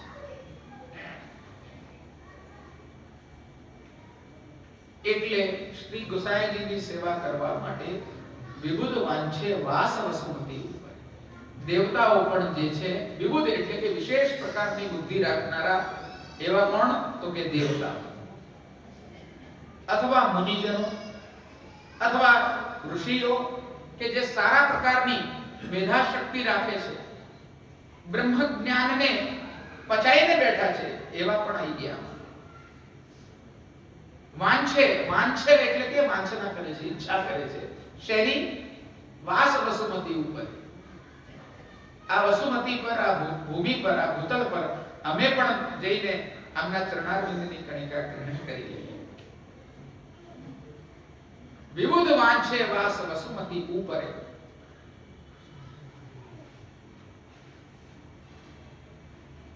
હવે દેવતાઓ તો શું છે કે ભૂતલ પર પગ નથી મૂકી શકતા, એમને ઉપર રહેવું પડે છે થોડા, કેમ કે એ તો અમર થયેલા છે, અને આ મૃત્યુ લોકમાં આવવાની એમને જરૂર નથી. એમની લિમિટેશન છે, મર્યાદા છે, એમને એનાથી ઉપર જ રહેવું પડે. પણ એ લોકો એનાથી વિચલિત થઈ રહ્યા છે કે અમને અમરત્વ કેમ આપ્યું ભગવાન? અમને તો આપના ચરણારવિંદની રજ જે છે તે મસ્તક પર ચડાવી છે, અમને આ પ્રકારે અમરત્વ આપ્યું. એ પોતાના અમરત્વને જે છે તે કોસી રહ્યા છે કે આ વલ્લભ કુંવર સ્વરૂપ આપ પ્રકટ થયા, કિંતુ અમને જે છે તે આપના ટહેલની કોઈ યોગ્યતા મળી નહીં. વિબુધ વાંછે વાસ વસુમતી ઉપરે શ્રી વલ્લભ કુંવરની ટહેલ કરવા. અને એ વલ્લભ કુંવર શ્રી મહાપ્રભુજીના સુવર્ણ કેવી ટહેલ કરી રહ્યા છે, એ પોતે એવી લીલા ધારણ કરી છે એમણે કે પોતે સેવા કરી રહ્યા છે. કોણની? તો કે પોતાની. શ્રીનાથજી, શ્રીનાથજી પોતે શ્રી વિઠ્ઠલ સ્વરૂપે પોતાના સ્વરૂપની સેવા કરી રહ્યા છે. કેવી સેવા કરી રહ્યા છે? તો હવે એ લીલા નો વિસ્તાર આપ સેવા કરી શીખવે શ્રી હરિની વાત કરી ને, એ આપ સેવા કરીની વાત બતાડી, અને આપ કોણ એ બતાડવા માટે આખી અત્યાર સુધીની ચર્ચા કરી કે જે દેવતાઓ પણ જેના મહાત્મ્યને સમજીને એમની સેવા કરવા માટે, ટહેલ કરવા માટે તળ પાપડ થાય છે, તાલાવેલી લગાડે છે, વ્યાકુળ બની જાય છે. એવા શ્રી વિઠ્ઠલ સ્વરૂપધારી શ્રીનાથજીના સ્વરૂપની સેવા કરી. કેવી સેવા કરી રહ્યા છે? તો કહે છે ઘોષથી વેગે પાવ ધારિયા ગિરિભણી શ્રી ગિરિરાજ ધરણનો તાપ હરવા. ઘોષ એટલે કે ગોકુળ. કયું ગોકુળ? અત્યારે જે આપણે ગોકુળ ગામમાં જઈએ છીએ ને બ્રજમાં, એ પટ્ટો શ્રી ગુસાઈજીને લખીને આપ્યો બાદશાહ અકબરે. અને એ ગામ જે છે તે આખું ગોકુળ શ્રી ગુસાઈજીએ વસાયેલું છે. જે નંદનંદન રૂપે લીલા કરી ભગવાને દ્વાપરમાં, એ ગોકુળ છે તે મહાવન છે જે બાજુમાં આવેલું છે. સમજજો વૈષ્ણવો, અત્યારે તો આપણે ગાઈડોને પકડીએ ને, अरे यहाँ पूतना का उद्धार हुआ था, यहाँ फलाना हुआ था, यहाँ दधी का माखन का माट रखा हुआ है, आ છે એ બધી લીલા સ્થળીઓ અલગ અલગ છે કાયદેસર. અને જે ગોકુળ અત્યારે આપણે જોઈએ છીએ તે ગોકુળનું સ્થાન જે છે તે શ્રી ગુસાઈજી દ્વારા વસાયેલી આ પૂરી જે છે તે વસ્તી છે, જેની અંદર 7 બાળકોના 7 ઘર, બડી બેઠક ઇત્યાદિ પોતાની જ્ઞાતિજનો, મંડલેશ્વરો, જે એમણે વિષ્ણુ સ્વામીના સંપ્રદાયના આચાર્ય તરીકે સગુણ ભક્તિના પણ આચાર્ય છે, જેવી રીતે નિર્ગુણ ભક્તિના આચાર્ય છે ગુસાઈજી. તો એમની નાગાઓની ફોજ હતી વિષ્ણુ સ્વામી સંપ્રદાયના. અલગ અલગ પ્રકારના, જેમણે ખૂબ મોટું યુદ્ધ લડ્યું હતું ઔરંગઝેબના જમાનામાં આગળ જઈને. એ જ ગોપાલ ગાયત્રીની દીક્ષા આપેલા નાગા સાધુઓ હતા. એ મૂળતયા વિષ્ણુ સ્વામી સંપ્રદાયના જ હતા, પણ આપણે લોકો જાણતા નથી. આ રાષ્ટ્રના સંરક્ષણમાં પણ એમનો બહુ જ મોટો ફાળો છે. આ મુગલો સામે આ બધા જે લડ્યા તે બધી સેના આપણા વિષ્ણુ સ્વામી સંપ્રદાયના પૂર્વાચાર્યોએ જ તૈયાર કરેલી છે, અને એ પરંપરાને આગળ આ લોકોએ બધાય. କିନ୍ତୁ આપણે ત્યાં નિર્ગુણ ભક્તિનું વિશેષ મહાત્મ્ય છે, એટલે બધી વાતો છુપાઈ જાય છે. એટલે આવું આ બધાને ભેગું કરીને જે વસ્તી વસાઈ શ્રી ગુસાઈજીએ, એનું નામ છે ગોકુલ. એનું નામ છે ગોકુલ. આ ગોકુલમાં અમારા બધા જ વલ્લભકુલના ઘરો છે કે પ્રાય, અને એ ગોકુલ શ્રી ગુસાઈજીની ગોકુલ છે. હવે ત્યાંથી ગોવર્ધન જવું હોય જ્યાં શ્રીનાથજી બિરાજતા હતા, ગોકુલમાં નમિત પ્રિયાજીની સેવા, નમિત પ્રિયાજીની સેવા, ઘર સેવા શ્રી ગુસાઈજીની ગોકુળમાં, અને શ્રીનાથજીની સેવા ગોવર્ધન પર્વત ઉપર. એટલે કે અત્યારે આપણે જતીપુરા જઈએ છીએ ત્યાં, તો હવે ત્યાં ચાલતા જાવ તો કેટલા દી થાય? ગોકુળથી ગોવર્ધન ઘણો સમય લાગી જાય. તો એમને એક ઉત્તમ તુરંગ એટલે કે ઘોડો આપેલો બાદશાહ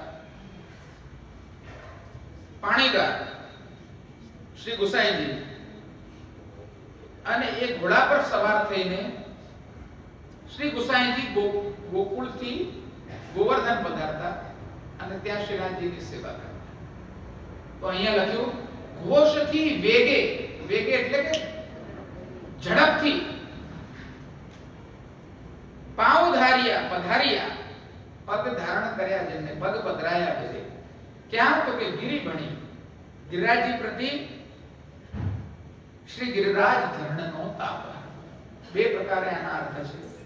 શ્રી ગિરિરાજ ધરણનો એટલે કે શ્રી ગિરિરાજ ધરણને એમના માટે જે તાપ હતો તે, એનું હરણ કરવા માટે, અને શ્રી ગિરિરાજ ધરણ માટેનો જે એમને તાપ હતો શ્રી ગુસાઈજીને, પરસ્પર છે. પ્રિયા પ્રિયતમ છે ને, મેં વાત કરી કે ગુણત્વેને શ્રી ગુસાઈજીનું સ્વરૂપ ચંદ્રાવલીજીનું સ્વરૂપ છે, પરકીય ભાવ છે. એ જ સંયોગ રૂપી સ્વામીજી સદા સંયોગમાં જે રહે છે, એમને એમના નખચંદ્રમાંથી પ્રગટ થયેલા ચંદ્રાવલીજી છે, અને શ્રી મહાપ્રભુજી છે, જે સ્વામિની સ્વરૂપ છે, એમના જ આત્માથી જનિત એવા શ્રી ગુસાઈજી છે. એટલે એ લીલા ભેદ છે. વિશિષ્ટ રસ, વિશેષ વિભિન્ન પ્રકારના રસોને બતાડવા માટે, પ્રકટ કરવા માટે, અનુભૂત કરવા માટે પરકીય સ્વરૂપ ધારણ કરેલું છે. અને પરકીયત્વેના શ્રીનાથજીનું જે છે તે રસવર્ધન કરે છે. એટલે એમના પ્રતિ ગોવર્ધન ધરણને પણ તાપ છે અને એમને પણ ગોવર્ધન ધરણ પ્રતિ તાપ છે. ઘોષથી વેગે પામ ધારિયા ગિરિભણી શ્રી ગિરિરાજ ધરણનો તાપ હરવા. હવે આ વેગે દોડવાની જે રીત છે એ અમારી કાંદાની ફોલ્ટ લાગે છે. એક જગ્યાએ સ્થિત રહેવું તે તાપ માટે ખૂબ જ હાનિકારક વસ્તુ થઈ જાય છે. જ્યાં શીતળ ભાવ આવ્યો ત્યાં તાપ નષ્ટ થઈ જાય છે.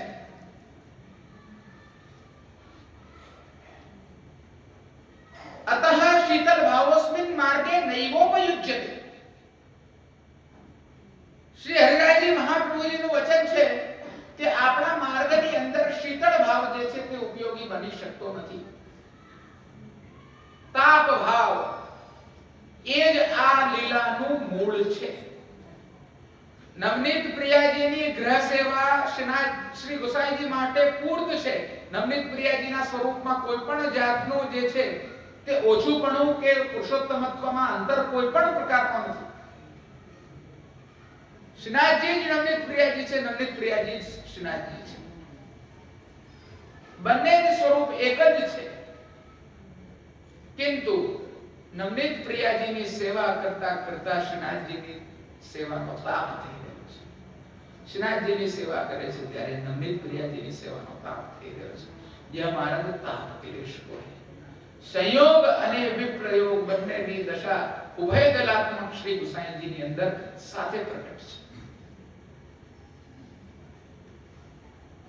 ઘોષમાં બિરાજે છે, ગોકુળમાં બિરાજે છે ત્યારે ગોવર્ધનમાં બિરાજતા શ્રીનાથજીનો તાપ થાય છે, અતિશય તાપ થાય છે. એમના શૃંગાર સેવા ભોગાદી ધરીને ત્યાં દોડે છે. કેવી રીતે દોડ્યા તો કીધું ફૂલ ફેંકે ભર્યા વસન વાઘાતણા વિવિધ ભૂષણ તે અંગ ધરવા તુરંગ ચાલ્યો વાયુ વેગે ઉતાવળો જાણે નૌકા ચાલી સિંધુ તરવા. શ્રી ગુસાઈજી જે રીતે પધારી રહ્યા છે એમાં એવી ઉતાવળ છે કે જાણે કે ક્ષણભર પણ શ્રી ગુસાઈજી રહેશે તો એમના પ્રાણ નહીં ટકે. એટલો તાપ એમના હૃદયમાં પ્રકટ થઈ રહ્યો છે અને દોડી રહ્યા છે. અને એમને નથી દોડી રહ્યા, એમને ઉપચાર કરવા છે. વિવિધ પ્રકારના લાડ લડાવવા છે શ્રીનાથજીને. એમણે ફૂલ ભર્યા, ફૂલ પેટમાં ભરી લીધા. વસન વાઘાતણા વિવિધ પ્રકારના વસ્ત્ર અને આભૂષણો, વિવિધ ભૂષણ તે અંગ ધરવા, એ શ્રીનાથજીના શ્રેણ પર ધરવા માટે એમણે તૈયાર કરાયેલા છે, સજ્જ કરાયેલા છે. શ્રી ગુસાઈજીના અંતઃપુરનું વર્ણન છેલ્લે નવમ આખ્યાનમાં આવે છે. કેવી રીતે આટલા મોટા બહોળા પરિવાર સાથે 7 પુત્રો, 4 પુત્રીઓ, બેટીજીઓ, એમના બાળકો બધા મળીને કેવી રીતે સેવા કરતા હતા. સહચરી રત્ન સુકંઠના દે ગાન સુએશ પ્રકાર, એ બધું આના પછીના આખ્યાનમાં પણ વર્ણન છે અંતઃપુરનું. કોઈ સેવા કરી રહ્યું છે, બહુ બેટીઓ આરતી માંડી રહ્યા છે, કોઈ પરોવણી કરી રહ્યા છે, કોઈ વસ્ત્ર શૃંગાર સાજ તૈયાર કરી રહ્યા છે. અને આ બધાની સેવા એકત્રિત કરીને શ્રી ગુસાઈજી શ્રીનાથજીની સેવા કરવા માટે પધારી રહ્યા છે. શ્રીનાથજીની સેવા કરવા માટે જવું બી માનો કે આ કોઈ બહુ મોટો ઉત્સવ છે, બહુ મોટી યાત્રા છે. ઘોડા પર બેસીને તુરંત ચાલ્યો વાયુ વેગે ઉતાવળ. જેવી રીતે પવન કેવો ચાલે એવો ઘોડો દોડે, એવો દોડાયો જાણે નૌકા ચાલી સિંધુ તરવા. જેવી રીતે કોઈ અગાધ સમુદ્રને પાર કરવા માટે એવા ઉદ્દેશ્યથી જાણે કે કોઈ દૃઢ નાવિકે નૌકા ચલાવી દીધી હોય કે હવે ત્યાં પહોંચીને જ માનીશ, એવા પ્રકારનો તાપ ભાવ આ બધા જ વચનોની અંદરથી સ્ફૂર્ત થઈ ગયો છે. જેટલો નિચોડો છો આ તાપ ભાવ નીકળી રહ્યો છે. એ જ આ ગુસાઈજીની લીલાનો રસ છે. જો આ તાપ ભાવ ન હોય અને શીતળ ભાવ રાખવો હોય તો નવનીત પ્રિયાજી વિરાજમાન છે, તેમની સેવા, મારું ઘર, મારું દ્રવ્ય, મારું આ, મારું તે, મારી અમતા, મારી મમતા. તો પછી મારું મારું રહ્યું તો સમર્પણ શું થયું ભગવાન? સેવા ભાવના શું થઈ? તાપ શું થયો? આ બધા સિદ્ધાંતો ક્યાં જતા રહેશે જો આપણે માત્ર આટલી વાત કરીશું? એટલે શ્રી ગુસાઈજીની આ લીલા ચરિત્રની વિધિ એ આપણે આપણા જીવનમાં ઉતારવા યોગ્ય છે. અમારા તાજીને પૂછવામાં આવ્યું હતું, સન 1994 માં એક ભક્તિ એક ક્ષણ નામની કેસેટ બહાર પાડી હતી છે તાજીએ, ડોક્યુમેન્ટરી. એમાં એમને પૂછવામાં આવ્યું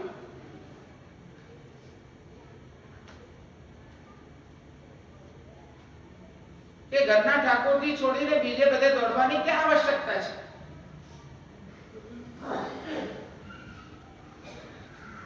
તો તાજી આજ્ઞા કરે છે એમની ચિર પરિચિત છઠ્ઠામાં બ્રજરાયજી મહારાજ, નટવર ગોપાલજી, નિત્યલીલા તમારા તાજી આ પ્રશ્ન અમે કરતા હતા. કોટ કરું છું, આ પ્રશ્ન અમે કરતા હતા. આ પ્રશ્ન મેં મારા બાપને કર્યો. એમની ચિર પરિચિત છઠ્ઠામાં એમણે કીધું કે આપણા ઘરમાં ઠાકોરજી બિરાજે છે ગોકુળમાં, તો આપણે ગોકુળનાથજીની સેવા કરવા માટે કેમ દોડીએ છીએ? ગોકુળ હોઈએ છીએ ત્યારે દાદાજીએ આજ્ઞા કરી, રણછોડલાલજી મહારાજે આજ્ઞા કરી કે જો બેટા હંમેશા યાદ રાખો, આપણા ઠાકોરજી જે આપણા મસ્તક પર બિરાજે છે ઘરમાં, આપણા ઠાકોરજી સેવા કરવાનું ફળ નથી, किंतु सेवा नहीं કરી શકવાના તાપનું ફળ છે.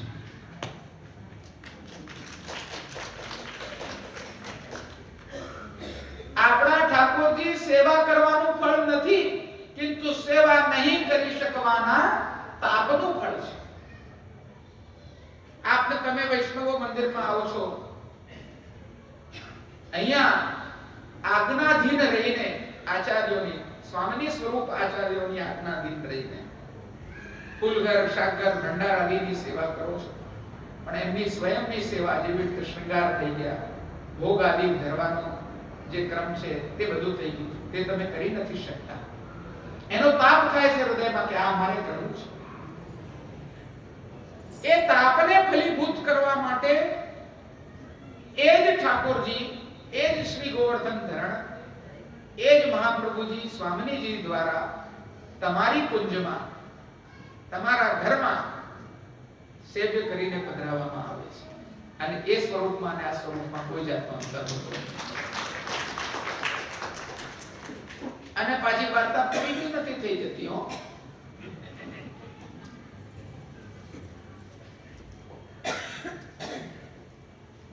એટલા પૂરતો સંબંધ છે. ઘણા લોકો કે મંદિર તો શીખવા માટે આવીએ છીએ, શીખવા માટે નથી આવતા.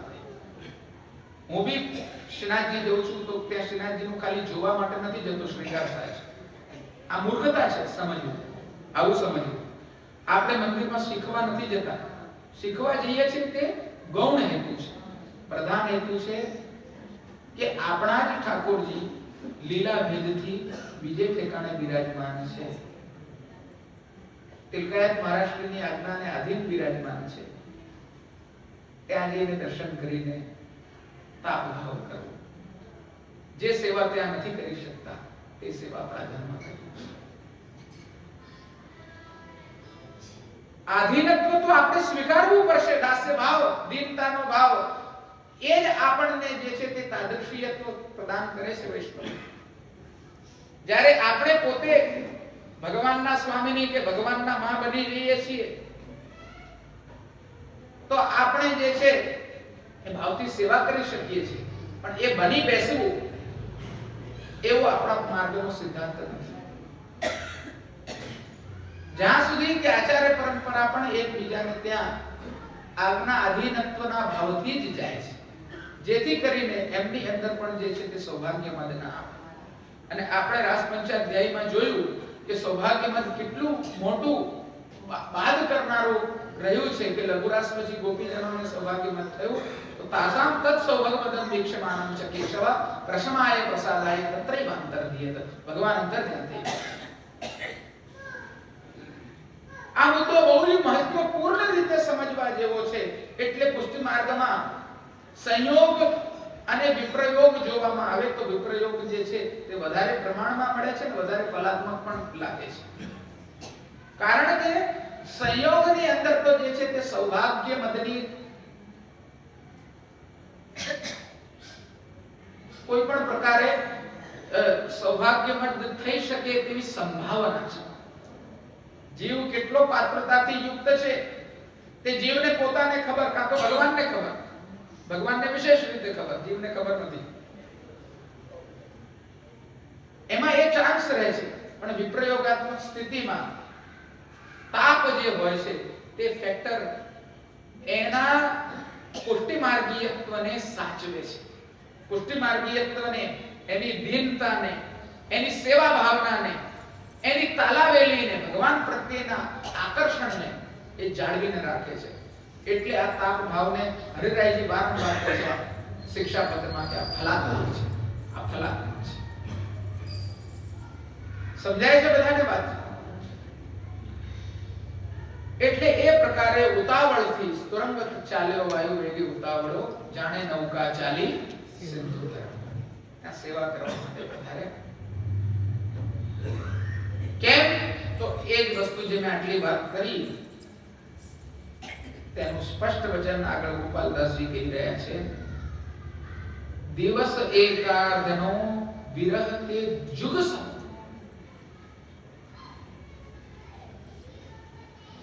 અડધો દિવસ નવનીત પ્રિયાજીની સેવામાં અને અડધો દિવસ શ્રીનાથજીની સેવામાં, આ અડધા દિવસમાં જાણે કે યુગ વીતી ગયો છે.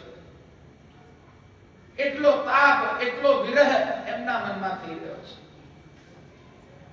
અને નિરાંજન વિશે હૃદય રૂપ ધરવા અને આરતી પ્રકટ કરવાના બહાને તે સ્વરૂપને હૃદયમાં ધારણ કરીને અડધો દિવસ જીવવાનો હોય છે.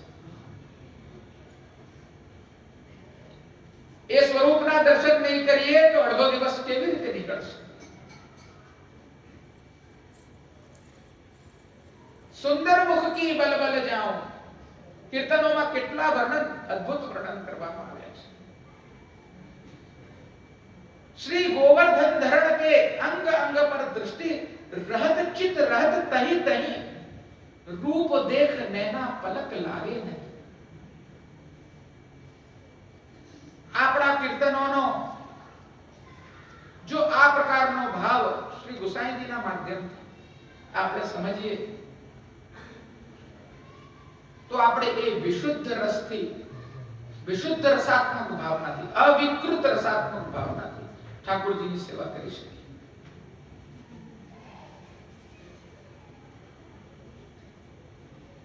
નિરાંજન વિશે હૃદય રૂપ ધરવા. આરતી શું છે? આરતીનો અર્થ જ એ છે કે જેની અંદર તાપ છે. આપણે વારણા લઈએ છીએ ને, આપણા બાળકને નજર ના લાગી જાય. અહીંયા આ સ્વરૂપનું આરતીનું સ્થાપન હૃદયમાં થઈ રહ્યું છે. આના ઉપર, આરતી ઉપર આપણે ત્યાં ઉપાસના વિધિથી, તંત્રાત્મક વિધિથી આરતી નથી થતી. આપણે એ ભાવનાથી એમની આરતી ઉતારીએ છીએ.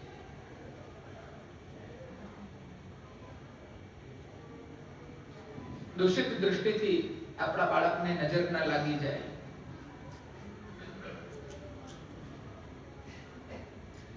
ઇત્યાદિ ભાવ કરીએ છીએ. બાલ ભાવથી, કિશોર ભાવથી, માધુર્ય ભાવથી, સર્વદા સર્વ ભાવેન, જેનો જેવો ભાવ છે, ये यथा माम प्रपद्यन्ते स्थांस्ते पूजा. જે મને જેવી રીતે ભજે છે હું એને એવી રીતે ભજું છું. ભગવાન એ પ્રકારની આરતી આ ભગવાન પોષિત કરે છે.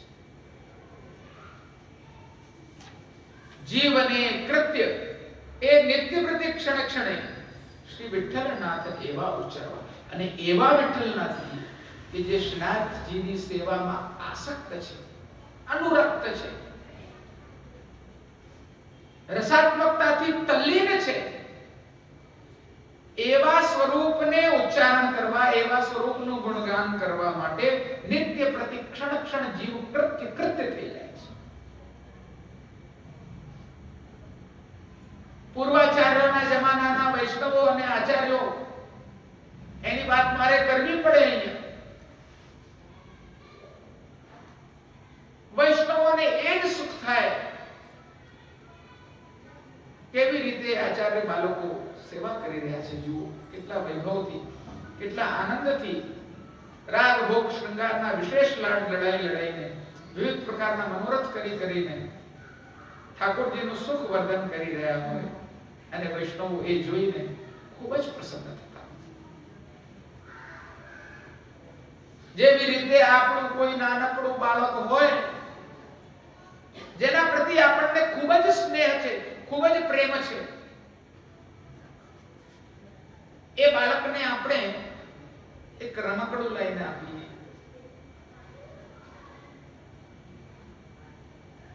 રમકડું ના આપો તોય રમે બાળક, ચપટી વગાડવાની. પણ તમે રમકડું લઈને આપો છો, એ બાળક રમે છે, એનાથી તમને કઈ મળી નથી જતું. 5 રૂપિયાનું રમકડા લાયા હો તો 6 રૂપિયા મળતા નથી, સામે મળે છે? હા કે ના? પાછળ સુધી કહેજો હો બધા, મળે છે કે નથી મળતું? પણ એ બાળકની કિલકારી જોઈને, એની પ્રસન્નતા જોઈને, એનો આનંદ જોઈને પૈસા વસૂલ થઈ જાય છે.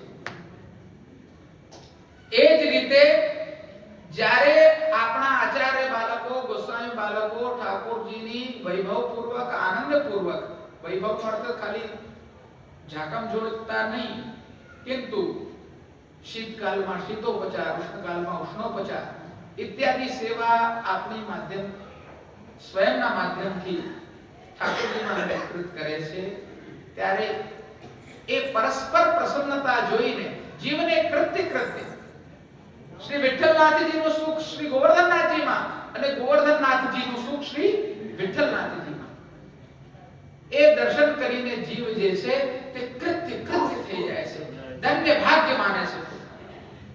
આનાથી મોટું કોઈ ફળ જ નથી, આનાથી મોટું કોઈ સુખ નથી. આ જ સાચો મનોરથનો તાત્પર્ય છે.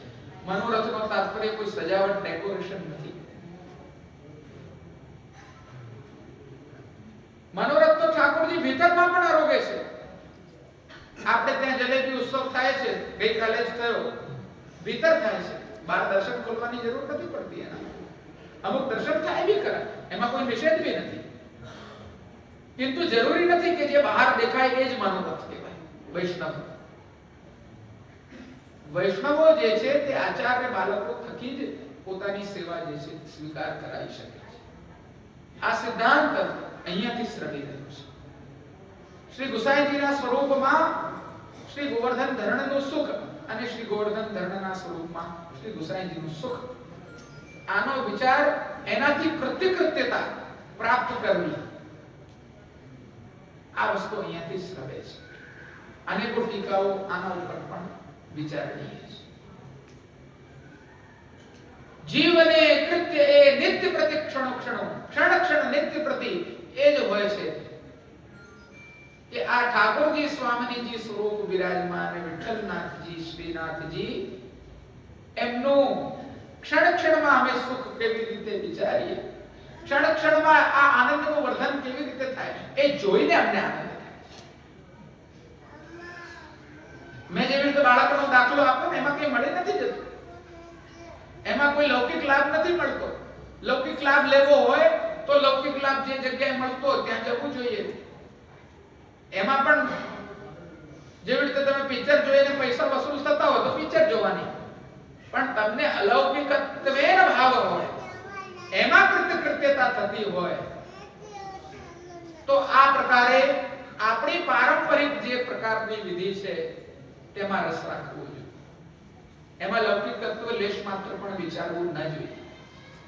મનોરથમાં મોડું બી થાય, સેવાનો પ્રકાર, સજાવટનો સમય ઇત્યાદિ હોય તો એમાં આપણે લૌકિક ભાવના રાખ્યા વગર જવું જોઈએ.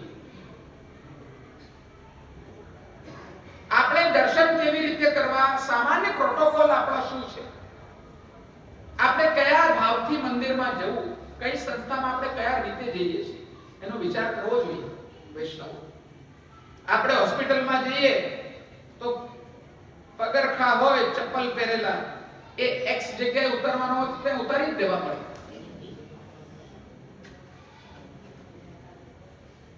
જે પ્રકારનો પ્રોટોકોલ પહેરવેશ પહેરીને આપણે દર્દીને જોવા જવું હોય તો એ હોસ્પિટલની મર્યાદા રાખીને આપણે માથા પર કેપ પહેરી લઈએ છીએ, મોઢા પર માસ્ક પહેરી લઈએ છીએ, પછી એ દર્દીને જોવા જઈએ છીએ. હા કે ના? સ્કૂલે જઈએ છીએ તો ટાઈ બેલ્ટ બેજ પહેરીને છોકરાઓને મોકલીએ છીએ. હા કે ના? એનો પ્રોટોકોલ છે કે નહીં? 7 વાગ્યાની સ્કૂલ હોય તો 8 વાગે મોકલો છોકરાને, ચાલે કે ના ચાલે? 10 વાગે છૂટતો હોય તમે 9:30 જતા રહો કે ભાઈ આજે તમારે જવું છે બહારગામ, તો ચાલ આ મોકલે છોકરાને પાછો? ના. જે તે સંસ્થામાં આપણે જતા હોઈએ તે સંસ્થાનું પ્રોટોકોલ, નિયમ, અનુશાસન એનું આપણે પાલન કરવાનું હોય છે. એવી રીતે આપણી સામાજિક વ્યવસ્થામાં આપણે જે અલૌકિક ભાવથી ચપ્પલ સાથે લૌકિક સંસાર આદિ બધું બહાર ઉતારીને મંદિરમાં આવીએ છીએ તો વિશુદ્ધપણે આપણા આચાર્યોની આજ્ઞા પ્રમાણે, આપણા મૂળ આચાર્યોના એટલે કે મહાપ્રભુજી ગુસાઈજીના સિદ્ધાંત પ્રમાણે અને ઠાકોરજીના સુખનો, ઠાકોરજીની ઈચ્છાનો વિચાર કરીને આ મંદિરની અંદર આપણે વ્યવહાર વર્તન કરવાનું હોય છે. અને એમાં જીવને કૃત્ય એ નિત્ય પ્રતિક્ષણ જીવ જે છે એમાં જ કૃત્ય થાય છે. તમારે અલૌકિક ફળ જોઈતું હોય તો લૌકિક વિચારણાથી તમારે ન જવાય. હોસ્પિટલમાં જવું હોય તો સ્કૂલના વિચારથી ન જવાય.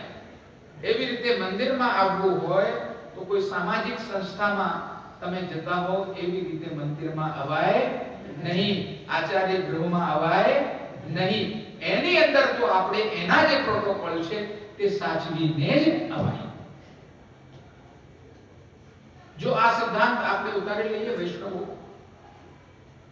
તો આપણે બહુ બધી ક્રાઇસિસની વાતો કરીએ છીએ. વૈષ્ણવ સંપ્રદાયમાં આવું છે, તેવું છે, વૈષ્ણવ સંપ્રદાયમાં કોઈ જાગૃતતા નથી, ફલાણું નથી, ઢીકણું નથી. બધી ડાયલોગ બાજી તો આપણે 500 જાતની કરીએ છીએ. किंतु जो आ एक सिद्धांत આપણે ઉતારી લઈએ કે જીવને કૃત્ય એ નિત્ય પ્રતિક્ષણો શ્રી વિઠ્ઠલનાથ એવા ઉચ્ચારવા, એવા શ્રી વિઠ્ઠલનાથજીનું ઉચ્ચારણ કરવું કે જે આવિષ્નાથજીની સેવામાં પ્રવૃત્ત છે. અને આવા વિઠ્ઠલનાથજીની સેવાથી જ આશનાથજી આટલા પ્રસન્ન છે અને અમે બધા એમાં સહચાર કરી રહ્યા છીએ.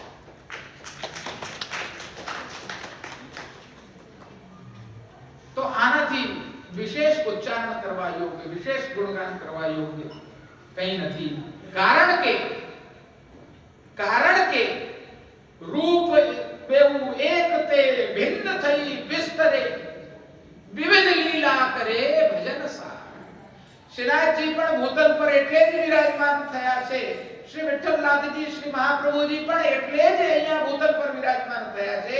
જેવી રીતે મેં પૂર્વમાં વાત કરી કે આવો મનુષ્ય રૂપમાં જોઈએ કેવી રીતે લીલા થાય છે, આવો ગોવર્ધન ધરણ રૂપમાં કેવી રીતે લીલાનો વિસ્તાર આ ભૂતલ પર કરવો છે. જરા ભૂતલ પર મેં જે રીતે વાત કરી સહજ ભાવથી, એના માટે કોઈ કારણની જરૂર નથી. આ લીલા છે, આ લીલા માત્ર છે. અવતરણ શ્રીનાથજીનું, શ્રી વિઠ્ઠલનાથજીનું, મહાપ્રભુજીનું અવતરણ આ ભૂતલ પર થવું એ લીલા માત્ર છે, એ નાટ્ય માત્ર છે, એ નાટક માત્ર છે. એવી આ લીલા કરી રહ્યા છે. લીલાનો અર્થ બતાડ્યો મહાપ્રભુજીએ સુબોધનીજીમાં વ્યાખ્યા કરી. અનાયાસેન હર્ષાદ ક્રિયમાણા ચેષ્ટા લીલા. અનાયાસ, કોઈ પણ પૂર્વ વિચારના વગર, કોઈ પણ પૂર્વ કારણ વગર, અનાયાસે હર્ષાદ આનંદમાં આવીને ક્રિયમાણા ચેષ્ટા, આનંદમાં આવીને કરેલી ચેષ્ટા. જેવી રીતે નાનું બાળક હોય એ પોતાનો અંગૂઠો લઈને મોઢામાં ચૂસવા માટે, એમાં સ્વાદ આવે છે, એમાંથી દૂધ નીકળે છે, એમાંથી એને માંગીનો સ્વાદ આવે છે. અંગૂઠામાં કંઈ મળતું નથી, એને મળે છે પણ એને અનાયાસ કોઈ પણ પ્રકારના પૂર્વ વિચાર વગર, પૂર્વ કામના વગર એને અંગૂઠો લીધો અને એમાં એને આનંદ આવ્યો. એવી રીતે ભગવાનને અવતાર ધારણ કરવાની અનાયાસ ઈચ્છા થાય, એ પ્રકટ થાય છે. અનાયાસ ચેષ્ટાઓ કરે છે, અનાયાસ લીલા કરે છે, ગોવર્ધન ધરણ સેવા સ્વીકાર કરે છે, શ્રૃંગાર કરાવે છે. શ્રી ગુસાઈજી શ્રૃંગાર કરે છે. આ અનાયાસે હર્ષાદ ક્રિયમાણા ચેષ્ટા એક જ સ્વરૂપ બે પ્રકારથી ભક્ત અને ભગવાન તરીકે પ્રકટ થયા છે. શ્રીનાથજી તો ભગવાન બનીને પ્રકટ થયા છે અને શ્રી ગુસાઈજી ભક્ત બનીને પ્રકટ થયા છે. એક જ સ્વરૂપ. રૂપ દેવ બેવું એક તે ભિન્ન થઈ વિસ્તરે, વિવિધ લીલા કરે ભજન સાર.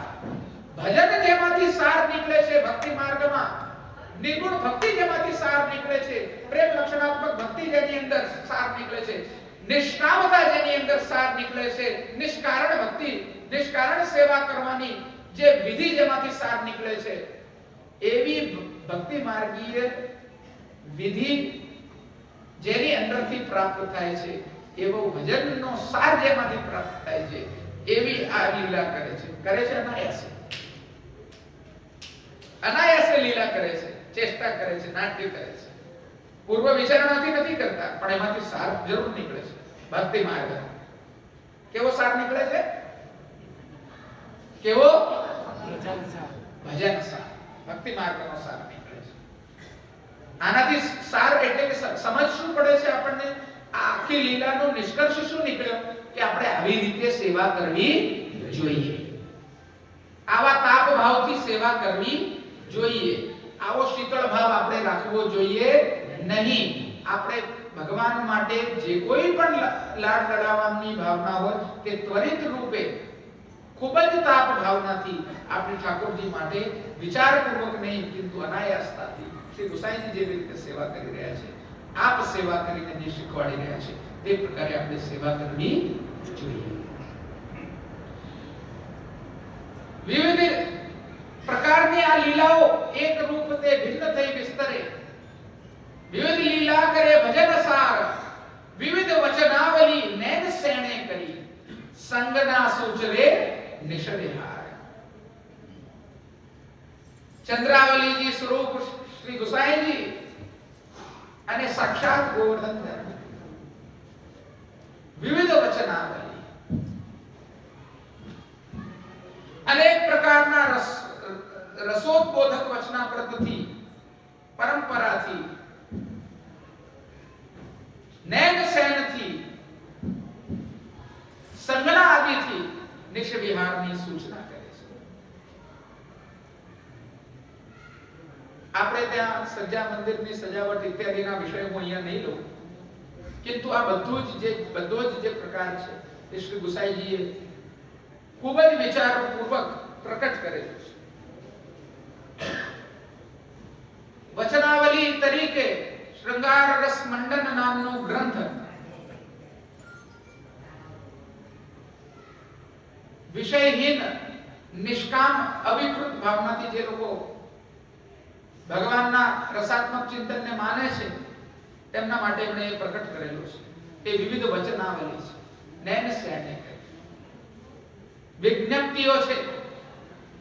ચંદ્ર સરોવર પર શ્રી ગુસાઈજીએ વિપ્રયોગમાં બિરાજવાની લીલા કરી, કૃષ્ણદાસ અધિકારીની વાર્તામાં આવે છે એમના વિશે. એક બાજુ શ્રીનાથજી પાનમાં પત્ર મોકલે છે, ગુસાઈજી રોકી જાય છે, હૃદયમાં ધારણ કરી લે છે અને શ્રી ગુસાઈજી વિજ્ઞપ્તિના આ પત્ર જે પ્રકટ છે અત્યારે એ શ્રી શ્રીનાથજી પ્રતિ મોકલે છે. હે ભગવાન, મારાથી શું અપરાધ થયો છે, આવો પ્રયોગ મને પ્રાપ્ત, ઇત્યાદિ ઇત્યાદિ વિવિધ વચનાવલી નૈન શેણે કરી સંગના સૂચવે નિષવિહાર. એની સંગના, એના દ્વારા જે પ્રતીક સૂચિત થઈ રહ્યું છે તે આ બે સ્વરૂપના નિષવિહારનું પ્રતીક સૂચિત થઈ રહ્યું છે. રત્ન મુક્તાવલી પાઠ સૂત્રે કરી. શું શું થયું?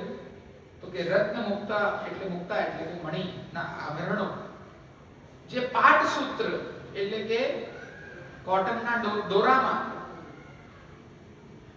ગલસરી શોભતા કરે શૃંગાર. ગુસાઈજી એમના શૃંગાર કરી રહ્યા છે રત્ન મુક્તાવલી. પછી શું ધરી રહ્યા છે? વિવિધ કુસુમાવલી ગ્રથિત હાથે કરી એક એકને કંઠે આરોપે. બીજું શું કરી રહ્યા છે? આ બધી વસ્તુઓ પર ચિંતન છે, પણ આપણા પાસે સમય બે દાડાનો છે, ગઈકાલને આજ. કોકવાર 7 દિવસ સપ્તમ આખ્યાન લેવો પડશે એવું લાગે છે.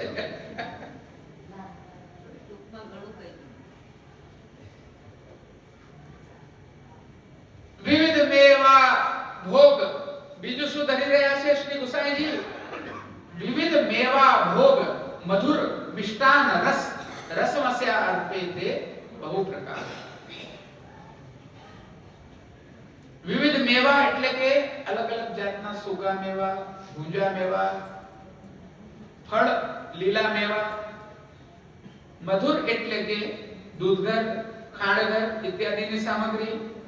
મિષ્ટ અન્ન, અન્ન એટલે કે અન્ન સકડી, મીઠી અન્ન સકડીની સામગ્રી. રસ, રસ એટલે કે ઉત્તાપનમાં આપણે જે અત્યારે શેરડીનો રસ આવે છે, અલગ અલગ પ્રકારના રસ. રસમસ્યા એટલે કે જે લેય નહીં, પેય વસ્તુ છે, ચમચીથી જેને લઈ શકાય છે તેવા રસમસ્યા અર્પે તે બહુ પ્રકાર. એ પણ બહુ પ્રકાર, અનેકો પ્રકારની આવી સામગ્રીઓ શ્રીનાથજીને ધરે છે. અર્પે તે બહુ પ્રકાર. વિવિધ બીડા સુગંધ કર્પૂર એલચી. ભોગ ધર્યા પછી શું કરવાનું? આચમન કરાઈને બીડા ધરવાના. બીડાની અંદર શું શું આવે છે? સુગંધ કર્પૂર, એલચી, લવંગ, પુંગી અને ખેરસાર. ખેરસાર એટલે કે એક પ્રકારના કાથાનો પ્રકાર છે. લવંગ, પુંગી, એની અંદર લવિંગ લગાડીને, કર્પૂર એલચી, કર્પૂર એટલે કે બરાસ પધરાઈને બીડા સુગંધી એમને ધરે છે. વ્યજન શીતળ વાયુ. વ્યજન એટલે કે પંખો. ગુસાઈજી શ્રીનાથજીની સેવા કરતા કયા કયા ઉપચાર કરી રહ્યા છે? તો શ્રી હસ્તથી પંખો કરી રહ્યા છે. આપણે જોતા હોય પંખો ઘણા બધા કરતા હોય ને, આમ ઝાપટ મારતા હોય બધો પંખો.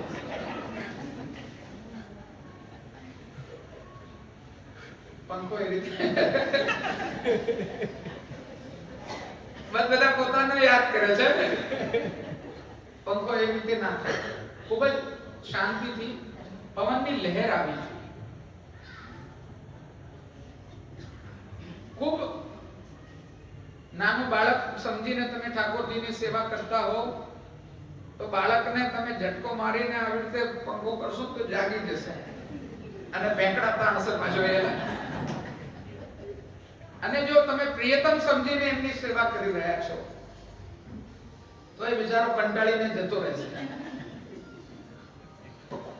એટલે એ રીતે ઠાકોરજીની સેવા ના થાય. વ્યજન શીતળ વાયુ મુકુર કર કમળ ધરી દેખાડતા મુહે સકલ સંસાર. મુકુર એટલે કે આરસી થી હસ્ત કમળમાં આરસી લઈને એ સ્વરૂપ દેખાડી રહ્યા છે. તેરો મુખ નીકો કે મેરો ही क्या. दर्पण ले देखो मृगनैनी.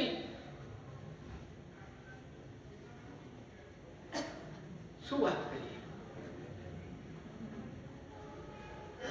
અહીંયા જે આ વર્ણન કરવામાં આવ્યું છે પ્રિયા પ્રિયતમનું, શ્રી ગુસાઈજી ચંદ્રાવલીજી તરીકે, શ્રી ગોવર્ધનનાથજી સાક્ષાત પુરુષોત્તમ તરીકે, એ આરસી નો ભાવ શું પ્રતિબિંબ છે? કોઈ દાડો વિચાર કર્યો છે આરસી ધરતા કે આ સ્વરૂપ શું છે? દેખાડતા મોહે સકલ સંસાર.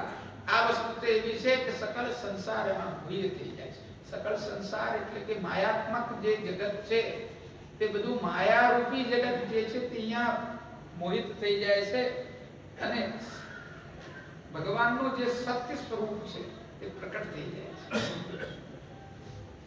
हमारा रणछोड़लालजी साहबजीના વચનામૃતમાં છે કે આ મુકુર કર કમળ ધરી દેખાડતા મોહે સકલ સંસારની જે આ લીલા છે એમાં આરસી બતાડીને હૃદય કમળ સાથે શ્રી ગુસાઈજી લગાડે છે. એ પ્રકાર વૈષ્ણવોને ત્યાં કારણ કે રણછોડલાલજી સાહેબજીના વચનામૃતમાં છે કે આ સ્વામિન્યાદીનો વિશેષ અધિકાર છે. આ પ્રતિબિંબની ભાવના પર વિચાર કરીએ ત્યારે આ વસ્તુ સ્પષ્ટ થાય એવી છે. અત્યારે મારા પાસે સમય અને સંજોગ બે નથી કે આ બધી ચર્ચા ભાવનાની અહીંયા તો મારે કમ્પલ્શન પૂર્વક દીનતા, આશ્રય, વિનંતી, ભગવાનની સેવા કેવી રીતે કરવી એવી વાતો કરવાની છે. પ્રમેયની મારે અહીંયા ચર્ચા નથી કરવી. એનો અધિકાર વિચારમાં લઈને હું વિચારપૂર્વક પોતાના સ્વીય નિયંત્રણથી આ બધી વાતો જે છે તે ખૂબ જ મર્યાદામાં કહી રહ્યો છું. किंतु આનો સિદ્ધાંત ભાવ ભાવનાનો પણ સિદ્ધાંત ખૂબ જ વિસ્તૃત છે, અવિકૃત રીતે રસાત્મક છે. એ અહર્નિશ ધ્યાન શ્રી વિઠ્ઠલાધીશનું જીવે શું કરવાનું છે?